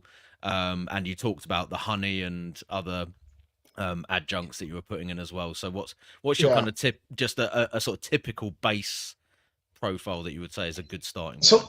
So the first thing I would say is, if you're a home brewer, to make a NEPA like Cloudwater or Verdant or Polly's or Overtone in a homebrew situation is really, really hard. I mean, genuinely hard. You have got to make sure that oxygen does not touch that fucking beer at any point after, it comes out of hot side. And that's really hard to do as a home brewer. But you can make an imperial stout as good as anything available commercially. I fully believe that the imperial stouts I was making and still make on that 20-litre Braumeister are as good as anything you can buy from Neon Raptor or Overtone or whoever. I honestly believe that. So, part of the reason I got into imperial stout, I love imperial stouts. You can do anything with them, and they're very robust. But you have to get the ingredients right. You've got to get the process right. It's much more about process with imperial stouts, whereas NEPAs, IPAs, dippers are more about oxygen pickup and things that happen, after. So I've got about 12 imperial stout base recipes that I generally use. And some of them are smoked and some of them are not, and various bits and pieces. I tend to use flaked oats. Someone told me that oat malt is just as good. They're wrong. Oat malt isn't as good. It doesn't impart the same flavors. It doesn't impart the same body. So don't believe anyone who tells you just use oat malt, it's fine. It's not true. I tend to use, so all my recipes, there'll be a pale base or a smoked base. There'll be a pretty big oat, 15, 30% often, flaked oat kind of portion. A crystal, usually a Munich or a special B or something of that nature.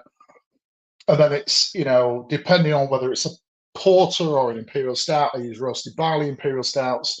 Porters generally will probably have Carafa 3, maybe some black malt in there. One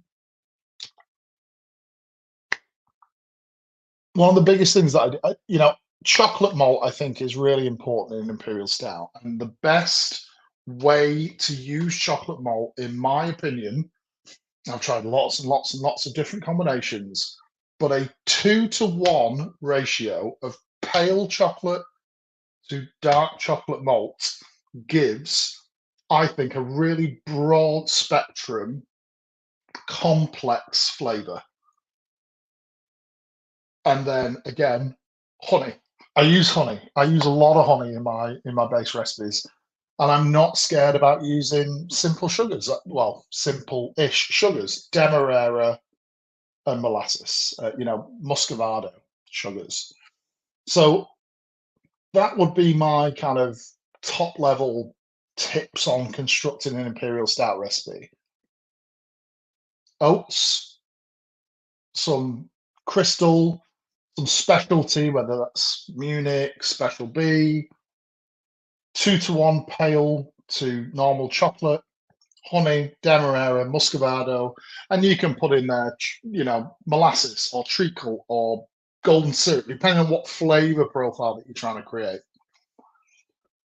So that would be how I construct kind of an imperial stout recipe. As far as hops, hops are not the main show here. One of the things that I've learned is I've upscaled from 20 litres to 600 litres to 6,000 litres, is hop utilization on a homebrew level is much, much, much lower than when you get up to bigger and bigger breweries. So I would be putting hops into my Imperial Stouts on a 20-litre Braumeister, and my calculator was telling me it was 100 IBU. But when I put 100 IBU into a 600-litre batch, it was like, fucking hell, that's bitter. And you put 100 IBU into the Douglas batches with 6,000 litres, it would blow your head off. So again, finding that balance of IBU is not easy. And so now I'm looking for between 50, 60 IBU in an Imperial Stout. When I was homebrewing, at homebrew scale, I was aiming for 100 plus. So that So the scaling up. Damian, the 600 litre is where you're trying to aim for the 60. Is that right? Yeah, so 60 to 80 is the kind of the window. I know breweries who brew Imperial Stouts that put any hops in at all. None. They don't bother. And nobody notices. Because it's not the main show. I mean, it's not beer, but it's not the main show. No need. When And you've got that nobody- level of alcohol, why do you need them? There you go. Well, offset Nobody the notices. sweetness. Well, remember, these days, Imperial Stouts is all about sweetness. It's the one sip untapped rating. It's all about sweetness now. The thing is, I think if you're going to barrel age an Imperial Stout, especially, I think you need a backbone of bitterness. Yeah. Because when you put that into a barrel, it mellows, it makes the beer more complex. But remember, most Imperial Stouts, they're brewed on Monday, they ferment it for 2 weeks, it's in a can 3 weeks later, and it's out to the general public. There's no maturing, there's no conditioning, they don't want any bitterness in it. They're never going to keep it. It just goes out, it's sweet, it's got caramel and chocolate and blah, blah. They go, wow, that's amazing, 5 stars, done. And that's all the breweries want. But if you're going to start to barrel age things, if you want some complexity, if you want a backbone there, you've got to use some hops and you've got to do it judiciously. What would you aim Lots for of breweries a don't bother. 5 gallon? Damian, what would you use for a 5 gallon then? 100? Or would you go slightly less? Well, What we're talking about, let's have a look. Just to balance this out, Damian, before you give us a number, could you refer to it more in a boo-goo ratio kind of thing? Because that'll enable people to make more of a kind of informed decision when it comes to the 10, final 12. Bitterness. Well, let's look at this. So this is the original Bounty Hunter recipe. So this was 68.8 IBU. I put 30. This is a 20-litre brew.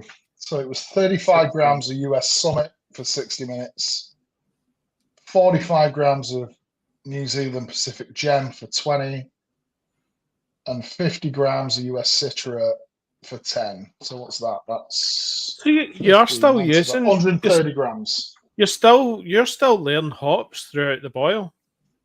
Exactly, and again, expensive hops. Absolutely, and whether it's necessary. So remember, this is a homebrew. Yep. I don't care about how much it costs at this stage. Yeah. Nobody. I'm just experimenting. I want this to be different profiles. I want to understand what that might give me. You know, from an aroma, from a bitterness, from a flavor. So I didn't care. It was homebrew. I didn't care how much it cost. That's then. What about now? Would you layer hops through the boil still? Would you still be dropping Citra in at 10 minutes? Or are you just going, right, let's just put Magnum in at 60? Well, Magnum is the go-to hop these days, I'm going to be honest, because it's, it gives you what you need. But if I look at the last batch of Scoundrel that I did at Douglas, I did do a 20-minute edition as well. Okay. Just because that's what the recipe was, and I wanted to recreate the beer that I'd loved and made as a homebrewer. So I thought, well, fuck it, I'll do that. I don't care. Yeah. It's an expensive beer. People are either going to buy it or they're not. That's up to them. It's fine. Yeah. The problem is, I think sometimes you have to strike a balance between what is commercial and what you want to brew. That's the thing, innit? When you're homebrewing, it doesn't need to be commercially viable. It doesn't. But again, part of what made craft beer was people brewing things that they didn't know if it was going to sell. It was their passion project. It's what they wanted to make. And they found a market for it. And now, but then, the market was growing so fast that they kind of knew they could sell it. Now, with things narrowing and costs going up and, prices going down and blah, blah, blah, they've moved away from that. And they're like, well, we know the pale ale sells. Let's just make more pale ale. Well, that's not craft beer. That's not why I got into it. I want to try new stuff. I want to try interesting stuff. To put this into perspective, what you're talking about right there is the difference between an American company like Chevrolet, who makes the Corvette ZL1, and it's a great car, and most people buy it and they drive around in it, and then Hennessy turn it into a 900 horsepower tire shredding monster, which people are going to buy because they want that car. And that's the difference between shitty homebrew, between shitty craft beer and homebrew. That's completely the difference. You're going to brew what you want. You're going to make what you want, and it's going to do what you want it to do, which in the case of that cherry beer is to fuck my head up completely. So last year, I judged a homebrew contest, and of course they stuck me on the Imperial Stout table. I've got to say I was really disappointed, because you can do anything with Imperial Stout. I mean, anything. Like, your fucking imagination go wild. And they were just, straight Imperial Stouts. And they were well made, but I honestly thought someone was going to blow my mind at that homebrew contest. I thought someone's going to go, Damian, I'm going to throw the kitchen the sink. thing is, right, Tricky's brew kit, how much was that, Tricky? 120 quid? Well, it would have cost £129. But what you're so to brew what that bounty hunter was £120. How many homebrewers are putting £129 into a brew for 5 gallons? Was that were you judging like the straight BJCP Imperial Stout category though? Because obviously, like there is limitations on the brewers if they're in that category versus the the others where it might be the fruited or the do you know what I mean? Like that. I think what you're doing, there isn't much room in that. It's insanely special, isn't it? Yeah.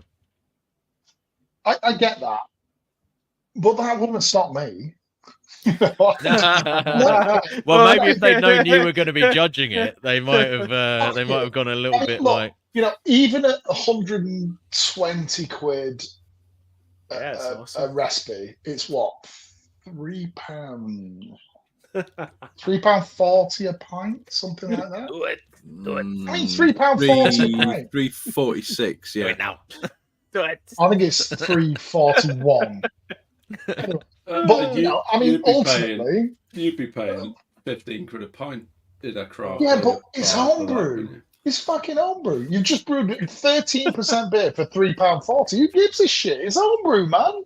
True. You can't buy a pint of that. You can't buy a pint of 13% Imperial Stout anywhere for £3.40. Not from a supermarket, not from a pub, nowhere. So why not buy a kit for Damian down a back alley. Go see Damian down that dodgy. Check out Damo, he's got some wicked beers. £3.40, mate. Fuck you, right. This is it's an eye But so I never worried about what my homebrew cost. I just fucking made the beer that I wanted to drink, and that's what it should be. Ignore all the bullshit. Ignore everything else. That's what it should be. You should brew what you want to drink. You're the one who's going to drink it. Well, You're not and that was the selling thing it to any fucker. love Brew what this. you want. Wow, So that that's was it, the thing right? that I said right at the beginning. There are two types of homebrewer for me. There are people who want a Yes. homebrew because they want cheap beer, Yeah. and there are Yep. people who want a homebrew because they want to just try shit and Make see sure what they they try can to do and get it. experiment. And that was always me. I was always about, I want to make beer that no one else has made, and I want to see if I can do it. And I don't care what it costs. I don't give a shit. Exactly. Even if the most expensive it's going to cost me is £4 a pint, well, fuck it. I'm paying twice that for a pint of fucking landlord. I don't care. I will draw people's attention back. A lot of listeners who've listened to this podcast will have heard me wax lyrical about my rum and banana porter. Okay? Whoa.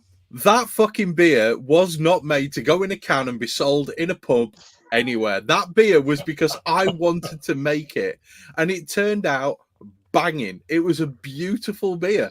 It was superb, and it had fresh banana in it, mate. You know, that's the thing. There Aldi you go. sold some bananas on that day, let me tell you. But the point is, it was a beer that I wanted to make. It was a Absolutely. bastard to rack off, but my Yeah. God, did it taste good. And that's all that matters as far as I'm concerned. Definitely. And We can ignore the rest of the questions that we've got. Okay, well, we can't because we've got to dig deep on this thing. But the bottom line is, brew the beers that you want to brew, how you want to brew it, and make them how you want to make them. You're the one who's making it. I don't. If I get a recipe off the internet for food, I'm not following that recipe 100%. I absolutely guarantee you that. the fact is, why fucking bother making homebrew beer if all you're doing is making a beer that you can buy in a fucking pub? Go and buy Exactly. in a pub. If you're Exactly. going to homebrew, if you're going to homebrew, make a Yeah. beer that you love, that you're passionate about, that you want to try, that you feel proud of. Get off the fucking beaten track, man. Just fucking go for it. The only my counter to that would be like you've now got 19 liters of it to drink, so it's almost like it's got to be drinkable. I've said make it good. That's what I'm saying. yeah, it can be great beer, but the whole like going. If I do a dipper or any sort of high ABV, right, I am not drinking that myself. Fuck that, no chance. I'm taking that round with mates, right, and we'll get pissed together because trying to struggle through like a high ABV beer is a challenge, right? So I think the great thing with these kind of beers, But right, you can put it so away, right? MPs That's going to go in MP bottles or even just leave it in the keg, and you can a Correct. year later MP, you can like, come back to it, and it's going to be better 6 anyway. years, you know? 6 years So- later, you can come back to it. That I've still got like some impies in bottles that are 5 years old that I've just left for that long that it's like I would just want to see what it's like. So When I This is the brewed, difference. so when I did, I made Kessel Rum at Douglas last year, and Kessel Rum's a homebrew that I'd done, and I made it with PB powder, peanut butter powder that I got off Amazon. And I put a kilo of PB powder. Some of it went in the boil, some of it went in the secondary. And what I made was very, very runny peanut butter, basically. So I had to filter it, and the fucking filter came out like surrounded by fucking peanut butter. And there was like 4 kilos of raspberries in it and blah, blah, blah. Anyway, when I went to Douglas to talk to them about the beer that I was trying to make, they brought out some of their beers and we tried them and blah, blah. And I opened this 6-year-old bottle of Kessel Rum, and I poured it for Magnus and Ula and Kalla. And you got it that close and you could smell the peanut butter. And Magnus took a drink of it like that and he went, "When did you make this beer?" Like 6 years ago. He went, "That's the best beer we've had today. That's fucking insane. That's homebrew." I'm like, yeah, that's homebrew. Yeah. 6-year-old homebrew. Yeah. But that's the thing. Homebrew, you can do things Oh, that commercial breweries can't do because they can't afford to do it. They can never Yeah. afford to do it. So as a home brewer, you can do anything because what cost you 20 quid cost them 2,000. And so why limit or yourself? 120 quid cost you. Oh, you know, why limit 120,000. yourself as a home brewer? You can do shit at a homebrew level that they cannot do on a commercial scale because it's too much money. So just, let yourself Yeah. fucking go, man. Just go for it. Well, Sorry, I'm the ranting. Kit, the I've had kit a few Imperial was a Stouts. case in point for me, because I was a bit like, whoa, the price of this is pretty insane. But then you see what comes in it, and you break it down and go, ingredient wise, like you're getting value for money there compared to, and then you go, okay, well, how much would I have to pay for that bottle if I bought it from a? Tricky. How good is it though? Recipe. That what you sent us was insane. Like, that's kind of what I'm getting at. Like the result is something that I think I'm like, I've certainly paid a lot of money for beers that I've enjoyed less than what I've made there. Yeah. And yes, it's a very expensive beer kit, but it works out as, bottle for bottle, great value compared to doing. And I've gone through a whole load of processes and brewing techniques I've never used before, and that have kind of opened my eyes to the possibilities of what I can do. So, I think for me it was the experience almost more than the end result that was kind of. But looking at it from a logical standpoint, okay, let's quickly do the maths on this. Yep. It's 120 quid for that kit, okay, or whatever it is. Yeah. Add on, let's say, 8 quid for electricity, incidental whatever, totally, right? So we'll call it 130 quid. You're going to get, be nice, call it 39 bottles out of that. Do the maths. Yep. Andy, you've got something to do with maths in your job. You do the maths. Yeah, so how much do you say? 330 bottles, though, because these sorts of beers are normally going to be sold in 330s rather That's than true. It's going to kill you if you drink half a litre. Yeah. So we'll go 330 bottles. How many bottles then? Oh, it yielded a full keg and most of a 2-litre bottle, to be honest, out of the kit. So I got like 20, call it 20 litres. So what? So 40 what? How many 40? So 20 divided by 330. No, 2. No, 20,000 divided by 330. Near enough 60 bottles. With a little bit of spare change. So call it 60 bottles, and it was what 100. We couldn't call it 140 quid. So 140 divided by 215, £216, £2.16, right? Or 250. Call it 230 a bottle. Now you tell me where you can go and buy an impy stout of that quality for £2.30. It's a tenner bottle. It's like exactly £10.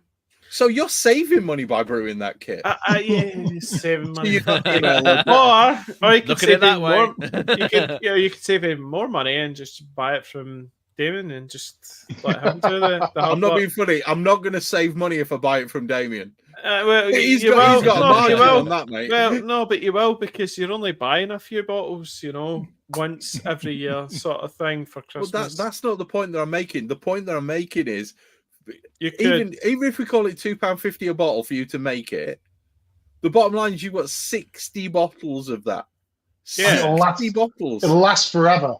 Exactly. I mean, literally, this is 6 years. I'm going to send a 6-year-old bottle to Rich, and I'm telling you, it's well drinkable. You'll love it. Mm-hmm. You can't argue with what Damian's saying about what you want, how you want. You can't argue with it. Chris, before you wrap it, right? I'm not wrapping anything. Right, okay. 2 sections. Right, okay. We're going to do it. Right. Cellaring then, right? So we're home brewers. How do you cellar 60 bottles of impy stout, right, in your house, garage, whatever, right? Where'd you put it, right? Because in the summer, the summer's going to get a little bit warm, right? It's impy stout. This is the great thing. But this is the great thing about impy stout. It is bomb-proof, man. It's bomb-proof. It's bomb-proof. You get a beer that's 13, 12, 13, 14%. It does not. Listen, I was chatting to the guy at Cycle, came over. Mm-hmm. Okay, they do imperial stouts. Their temperatures in that brewery get up to like 40, 50 degrees C. They're sat in barrels ambient. Their imperial stout's fucking tremendous. Yeah. In fact, he reckons that part of the reason their imperial stout is so thick is that it flashes off the water. Yeah, it flashes off the water. So honestly, I'm not talking about dippers and NEPAs and IPAs, but imperial stouts, they are bomb-proof. You can make them. You can store them, find somewhere as cool as you can that's dark, put them into bottles or kegs or whatever, and just leave them.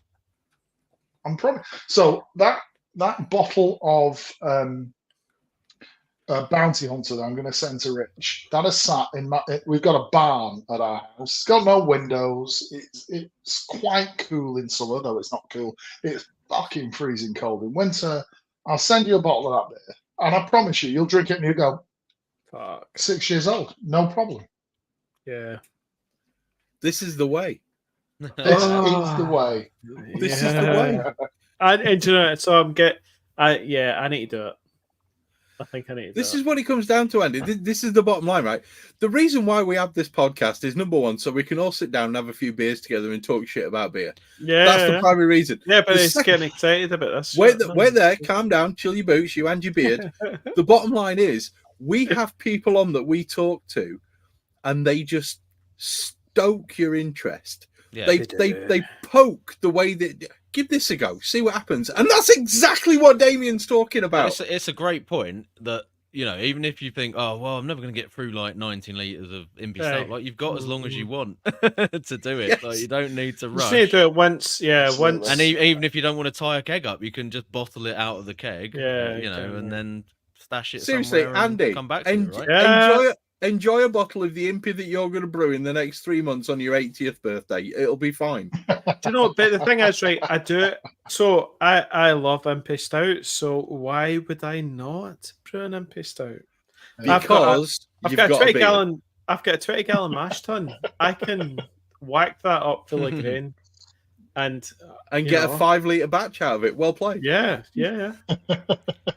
So we're this is going to the want this thing. last one. Come before we open. In fact, everybody Me and Andy open are that already last into one. it, I think. Oh, Fucking hell. yeah. I've We no are there. intentions of winning tomorrow. Fuck Ahead it, of who the cares? game. I'm going to show Chris one more time how you open a bottle. With Don't rub it my in. wax He on. needs Alright, the tips. ready? Yeah. Ready? Dig Dig it in. Just the tip. Dig I- in. Just the tip. I only need just the tip. Be careful Nobody else got stronger that this joke. time, Chris. I also, by the way, you'll find that these, I don't put a lot of carbonation into them. No. So it gets ahead. You can pour it quite hard, it gets ahead. But I don't, I like Imperial Stouts that don't have a high carb level. So How do you do that? when I carb up an Imperial Stout, I generally put about 15, I cool it down to about 7 degrees and I put about 15 PSI on it for a week at homebrew level.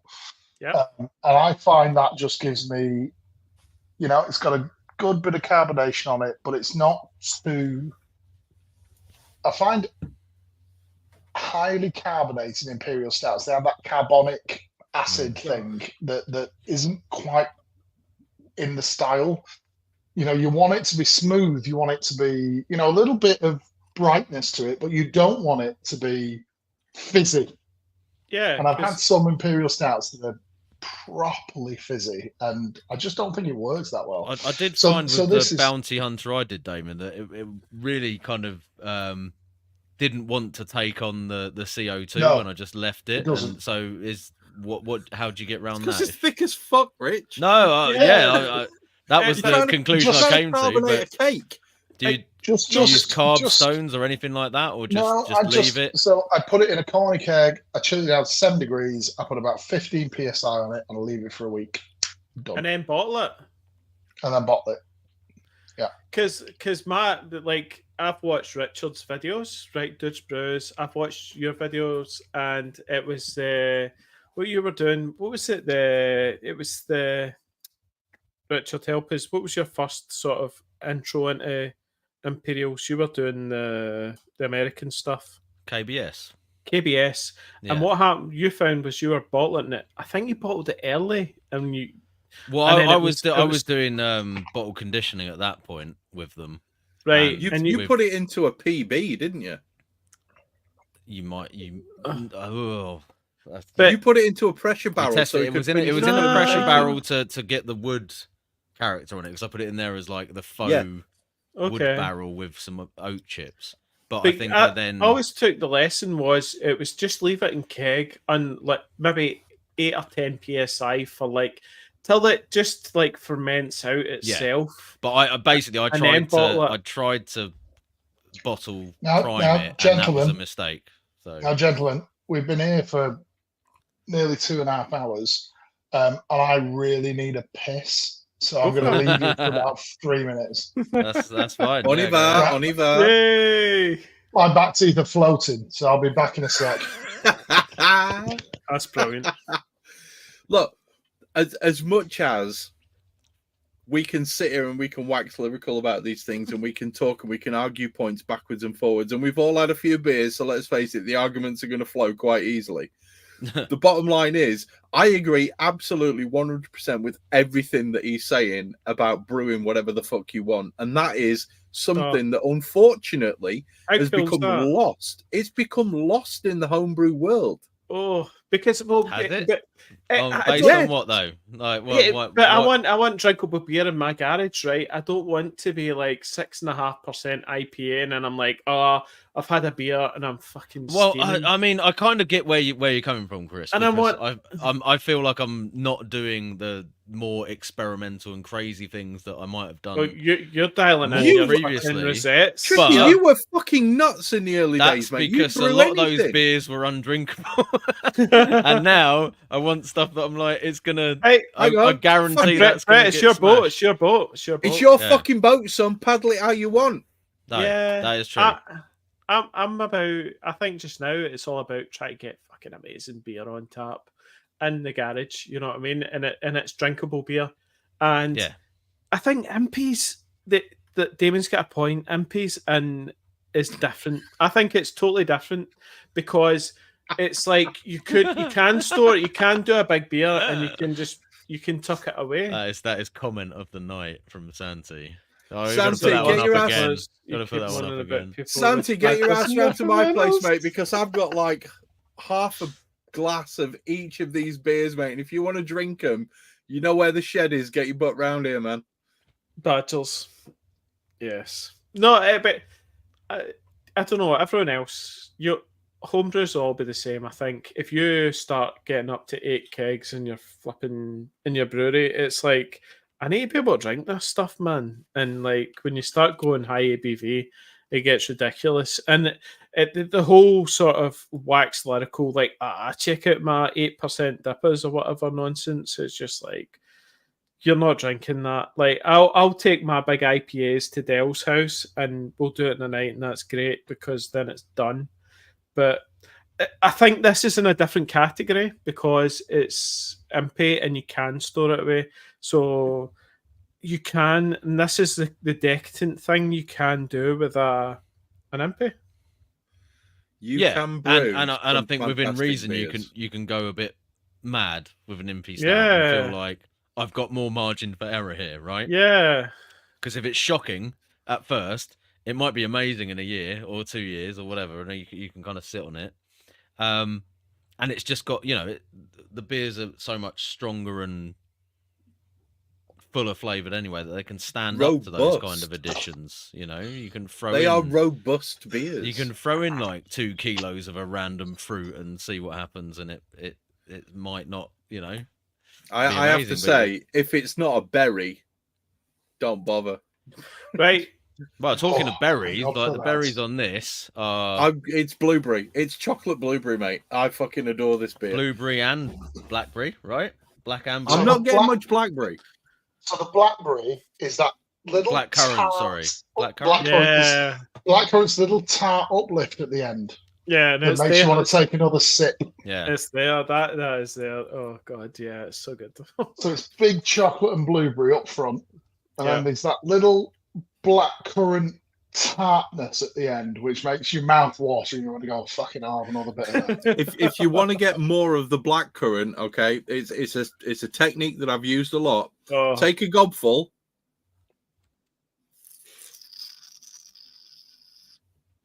Suck some air between your teeth and your tongue, and you get loads of blackcurrant.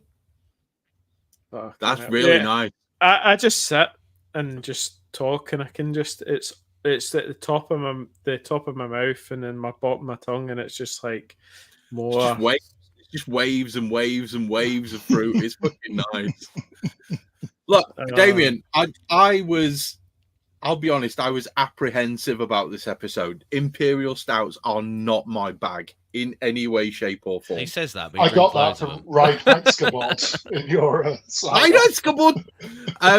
But for me, this has been an experience, and it's been a journey down the route of like flavor for more than anything else. It's been because you get the chocolate and you get the caramel and you get that big, heavy, thick mouthfeel and you get all of that sort of stuff. For me, it's been the marriage of the flavors of the fruit combined with the caramel that you're going to get. And then just that roll off your tongue as you're breathing. And you can feel the alcohol coming out as you're breathing. It's a wonderful, wonderful thing. It really is.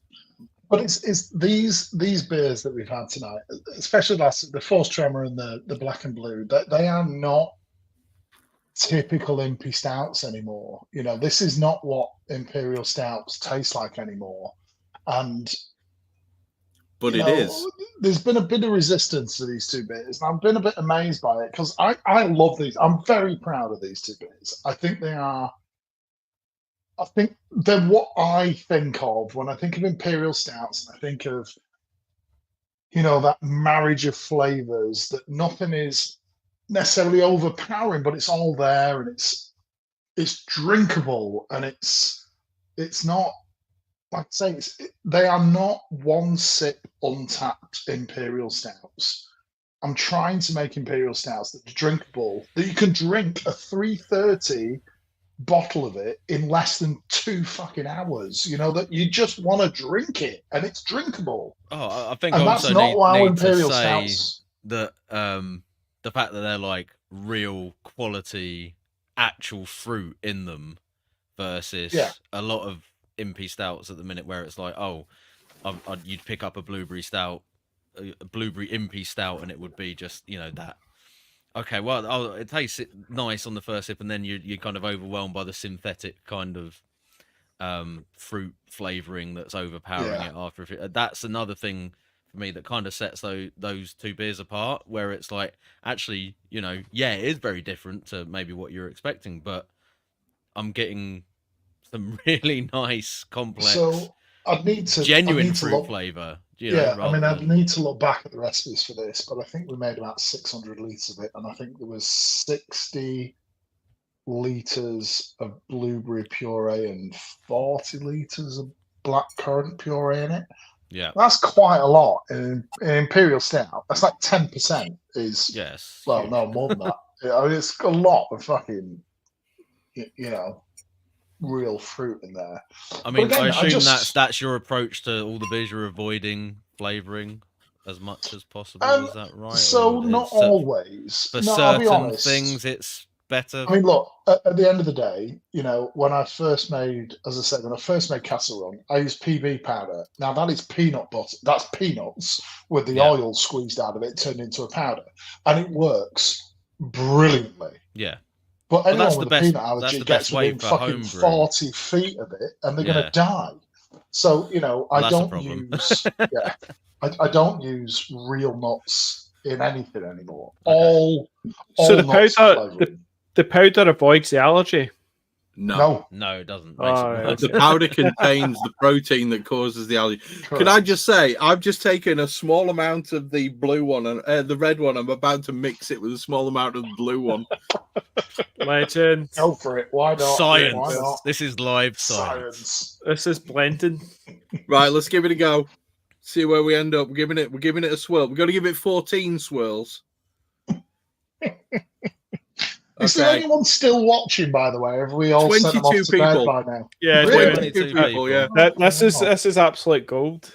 Yeah, let us know in the chat if you're still alive, or has anyone passed into an impy coma yet? That's complex. You won't tell us if that's the case. There's a lot going on now. I've just been upstairs, by the way. My wife has gone to bed, so good. There you That mean you're in the clear to stay that's up nice. until you want? Yeah, That's give that a mix. That's nice. I don't think I've got any. I've just drank everything. I'm not being funny. You own a brewery. Why don't you have spares? Well, To be fair, I do have spares. Did you see the cellar? I've got lots of spares. yeah. That's really nice.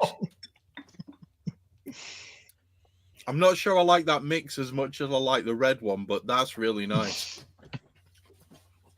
So you were talking about the flavoring. So obviously for nuts, there's a very practical, health and safety reason for that. But do you use flavoring for anything else? I do know a brewery that uses real peanuts, and I'm like, you're fucking insane. I mean, you're just mental, because it's not the fact that you put peanuts in an imperial stout, is that the cross contamination can end up in your IPA. Exactly. You know, so people are so sensitive, especially to peanut allergies, that you can kill someone with a fucking trace in an IPA. And why the fuck would you do it? Yeah. So I only use flavorings for nuts. I've tended on the small scale to use real vanilla pods, but vanilla pods are incredibly expensive. They're Madagascan vanilla pods. Yeah. Frankly, I was shocked at the quantity of them that came in that kit. To be honest, I was like, this would have cost like. And again, at a homebrew level, I use real vanilla pods. 20 vanilla pods, and they cost even cost of. But if you've got to use 3,000 vanilla pods, extract.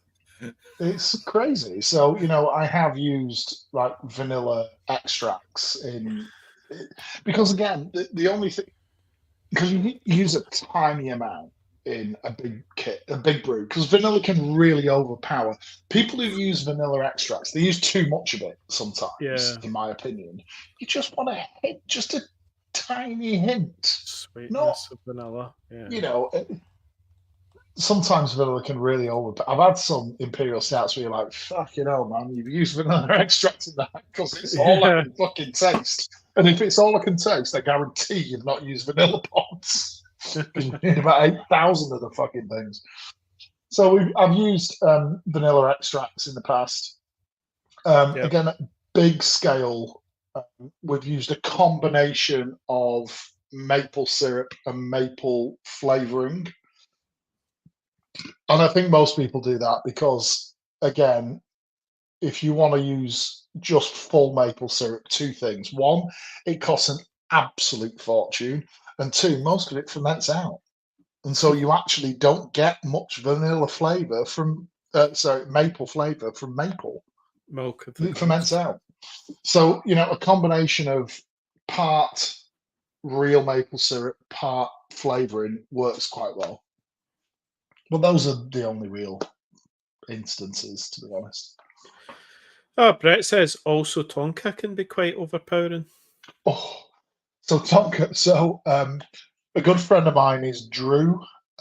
He used to work at Boutilia's before Boutilia's closed. He now runs Loki, and he is the Tonka boy. I mean, he used Tonka in about every beer he's ever made. So whenever I put Tonka in anything, I always talk to Drew first. I made a homebrew, 20 litres of beer. And again, I put it into one of the little Theakston's casks.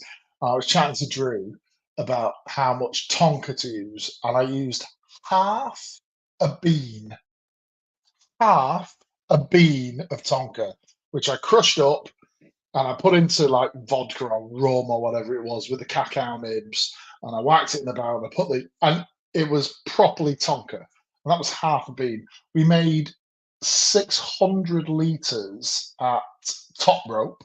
We put 8 Tonka beans in. 8.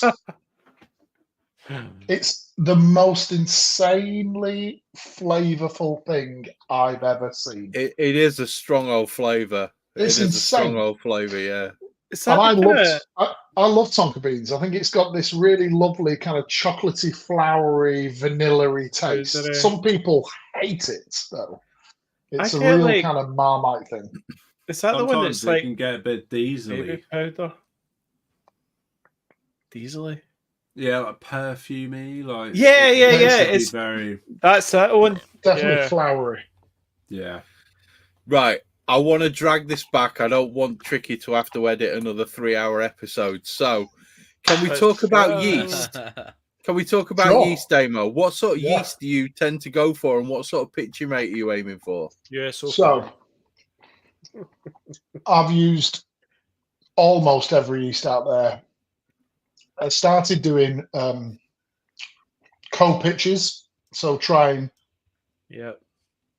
combinations of yeast. I tried everything: liquid yeasts, powdered, everything. The thing that I settled on in the end was, I'm not sure I'm allowed to say this. I'm USO5. USO5. I'll get in trouble for saying this, but I used to use 2 packets of USO5, 2 packets of Nottingham, and 2 packets of Mangrove Jack's M42. Yes. So 66 grams of yeast in 23, 25 Yeah. Okay. And I tried every combination of that. So when I started scaling up the brews and brewing at Bang the Elephant, and I needed 500-gram packs. Yep. I could get a 500-gram pack of USL5. I could get a 500-gram pack of Nottingham. Mm-hmm. And I put on the Pro Brewers group on Facebook. Can anyone find a 500-gram pack of Mangrove Jack's M42? Yeah. And I got an email from someone saying, yeah, you're not going to find a 500-gram pack of M42 from Mangrove Jack's. It's actually just Nottingham that is rebadged. Really? So for all these years, I've been doing. So now I do 2-to-1 Nottingham USO5. That is in everything. That is surprising considering the marketing blurb for that yeast, because it's supposed to be sort of like the dark ale, flavorful kind of. Well, that's Nottingham though, isn't it? Nottingham's massively versatile yeast. Yeah, versatile, but not necessarily. Anyway, if you looked at the M42 blurb, it's not really what you would describe Nottingham as generally. Okay, so I'm about to get sued by Mangrove Jack's. Hey, you're just it's just it's no surprise. If you were listening, if they were listening to this podcast, mate, do you know what I mean? Can you imagine? I don't get sued by Disney, but I do get sued by Mangrove Jack's. How terrible would that be? That would suck. That would sum it up pretty much. Okay. You're just doing a service to the home brewing community there, Damian. Owen and Andy, quickly whip through your little sections at the end for me, would you?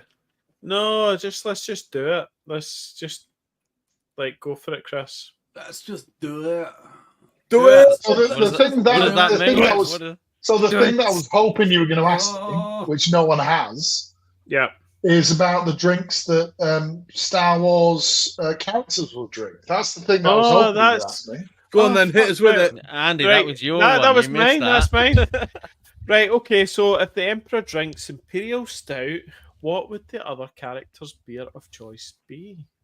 So I thought about this, you see, which is why I was hoping you were going to ask me. He's got notes on this one. Yeah. I thought about this one. I've thought about nothing else we've spoken about tonight. This was the one that I thought about. That is the question. What do Wookiees drink? Oh, that's a random question. Chewbacca is a. I've decided. Fan of. I've decided that Obi-Wan Kenobi is like mild or like old ale. Because he's like big. I get that. He's got sandals on and shit like that. I've decided that Luke is either Ralph beer, some kind of smoked beer. Yeah, because he's stood in front of the bonfire where he's burning his dad. That's reminds me of Papa. Bringing back the memories of his burning his father. That's what I reckon. I've decided. Wow, that took a dark turn pretty quick, didn't it? Fucking hell. Well, I am the Emperor. With a slight smoky bacon smell. Smoky bacon Ralph's beer. I've decided Reminds me of Leia- Crispy Vader. I've decided Leia is Berliner Weiss Oh, yeah, absolutely. because she's a little sharp She's a little and a bit tart. salty sometimes. You know what I She mean? is an absolute. But I'm not tart. being funny. You'd still bend her over, though, wouldn't you? Carry on. Han is like the trying to get ahead of the cool stuff. So he was the guy drinking like He's brute IPA like the year before it came out, and now he's probably on to like Czech pills with like a foam head or something. It's come full And, circle. 50-50. And Vader is a Schwarzbier because it's on the dark side, and he's basically wearing a German helmet. So those are the. Yeah. What about That's it. Chewbacca Those though? are- We've not had Chewbacca. Where's Chewbacca? Chewbacca is a barley wine drinker. Yes. Because he's hard as fuck. Yeah, I thought He's a Chewbacca fucking barley meant wine it, right? drinker. No doubt. I agree about with that. I agree with What that. about But Jack- Yoda? Yoda. Oh, whiskey Oh. straight up, dude. Come No, on. it's gotta be beer. It's gotta be No, beer. it's pure No. green. It's pure green, He's- right? It's he's the got- dankest of dank. No, Yoda is camera. Yoda is I what? don't know. Camera, he's got to be like cask beer forever. No, you see, I think Yoda's like Lambic. I think he's like, he's out there, man. Yeah. He's been in the Yeah. swamps of He's Dagobah. fermenting He's beer like, in a swamp, right? So it's got to be Exactly. funky in some way. It's Yeah, gotta be there that's you like- go. nice. Absolutely. He's going mixed sperm, It's Brett all spawn, the way. lamb Yeah. beer. Yeah. Yeah, and Jar Jar Binks, he's drinking fucking Coke and he can fuck off. Right. I think at that point Epic. we could go on about mashing temps, reiterated mashes. We could talk about water profiles. We could talk about boil lengths. We could talk about all that sort of stuff. But I'll be honest with you, I'm very drunk. Yes. Yeah, I'm having difficulty focusing on the screen, to be honest. So I think should probably wrap Andy it up. is clearly fucking oodled. Yeah, Right. yeah. This is all I about, don't even like- know where I am. And I think what we need to do is we need to say, Damian, it has been an absolute pleasure to have you on the podcast. It genuinely has. Also, when This we has been do one our of those next nights. competition, our next competition is going to be dark beers. Admittedly, they're only going to be Ooh. 6%, but would you come and judge with us? Of course I would, mate. Oh, Yes! Whoa. Right, We that is should've- recorded. To be fair, we should have really done this as a two-parter. Yeah, you're right. You're right. Well, I'll tell Yeah, you what let's we'll do do. that. We'll have you on again in a few months, and we'll talk about like mash temps and all that kind of stuff because We could do recipe problem. filming. That'd be we cool. ain't got time. It's 2 hours and 47 minutes in, dude, Yeah. and you're pissed. You're at the point of sliding down your chair, Andy. Calm yourself. Hey, I'm lucky. Like everyone's holding me in just now. I'm okay. Yeah, you've got a cushion underneath you, haven't you? Andy got a now girdle needs on. subtitles because I've no got- one is understanding anything. he says. Actually, wait there. Right on. Wait. Hang on. Whoa. Calm down. Breathe. Mark Breathe Collyfish is on. he's put up there. C3PO is definitely drinking Pims. That's a good shout. Oh. That was a Yeah, good that's shout. true. Yeah, That's a good shout. Yeah. Yeah. Yeah, that's a good one. That's a good one. Right. Just to stick to a stereotype, that is episode 85 in the bag, people. Thanks very much to Damo for joining us, mate. You've been absolutely superb. I've really enjoyed this episode. Also, weirdly enough, you have made me. My next beer's an alt beer. The one after that's a Märzen, but the one after that is going to be the rum and banana porter again. I'm doing it. It's got to be done. You got to amp up Send me the a bottle, ABV though, mate. dude. Send me a bottle. I will send, mate. I'll send you a bottle happily. Turn it up to Um, 11, bro. You know, I'm not going to 11%. I don't want to die. I've also just got louder than abs- 10. go spinal tap on it, motherfucker. I've got no idea. I've got no idea how much ABV those bananas added. I don't know. don't think they added I'm that guessing. I'm guessing. Loads. Um, 8% probably. But the most important thing is, I want to say thank you to everybody who's listened to this podcast. I want to say Yes. absolute thank you to everybody who's joined us, because you guys in the chat have really made this one. You really have. So thank you. Huge thanks to our sponsor, the Malt Miller. You guys are amazing, and Love the support them. that you give us is brilliant. Also, they've still got their deals on. I know most people are not going to listen to this one live, but if you want to come back and listen to this one within the next 10 days, you Hoppy can get Pals. serious discounts Hoppy on Pals. WHC yeast, but Yeah, also yeah. on Take a SS Brewtech Shiny. So Andy's going to go and spend his kids' education I've already, money on do that. you not know? I've already bought Hoppy Pals. I've put my order in. I got a Hellas book, Chris, which would make you super happy from Yeah. the Malt Miller. That will make me happy. Yeah, That will make me happy. So the And- other lid went in. It's been in. And I've got my new lid. If there's a bit of backstory to that, but we'll go into Yeah, that because later. he managed to drill a lid on a fermenter and then fucked it up because he couldn't get his clamp on his tri-clamp. And I cut my finger. Bell end. Brilliant. So thank I'm you good. to everybody. Owen, thank you. Stand Tricky, thank you. Andy, you're pissed, but thank you anyway. Yes. Guys, we're going to move. Loving Damo, it. have you got 25 minutes? Can you stick around for an after party? There's going to be questions. Absolutely, baby. Right, Yes, we're going to absolutely. slide. Yeah, Yeah, man. man. Slide. Oh, also, I did pick this one up. Flights to Copenhagen, no, to Stockholm Oh, are you 40 do that? quid. fuck's sake. Let's do it. Should we do it? Which is about Oh. the same as you'll pay for a pint when you get there. Yeah, Oh, exactly. Yeah, that's why you're coming with us and you're paying, Damo. It's like that. It's like that. Right. Let's So- check. Guys, thank you. Episode 85 in the bag. We love you all. We'll catch you soon. We're going to move to an after party, so please don't leave. I'm just doing this so Tricky knows where to end the edit, okay? Thanks very much. Everybody say goodbye. Bye. Thanks, Damian. Right, now I can put up the thing for the Google Meet. I'm going to sort out the Google Meet.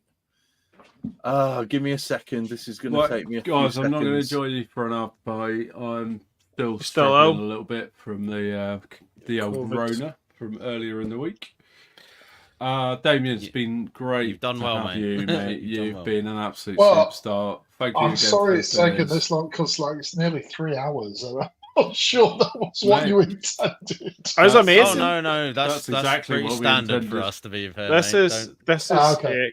epic. Yeah, it's good.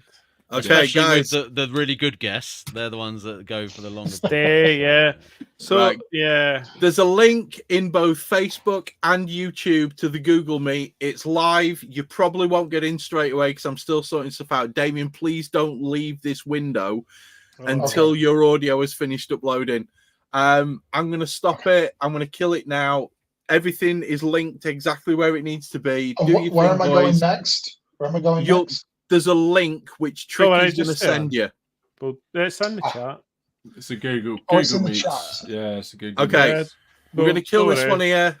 We'll Thank you still very be here. much. Yep, there you go. there it We're is. gonna kill this one now. So we will see you in the Google Meet when our audio is finished uploading. Love you all. Bye bye.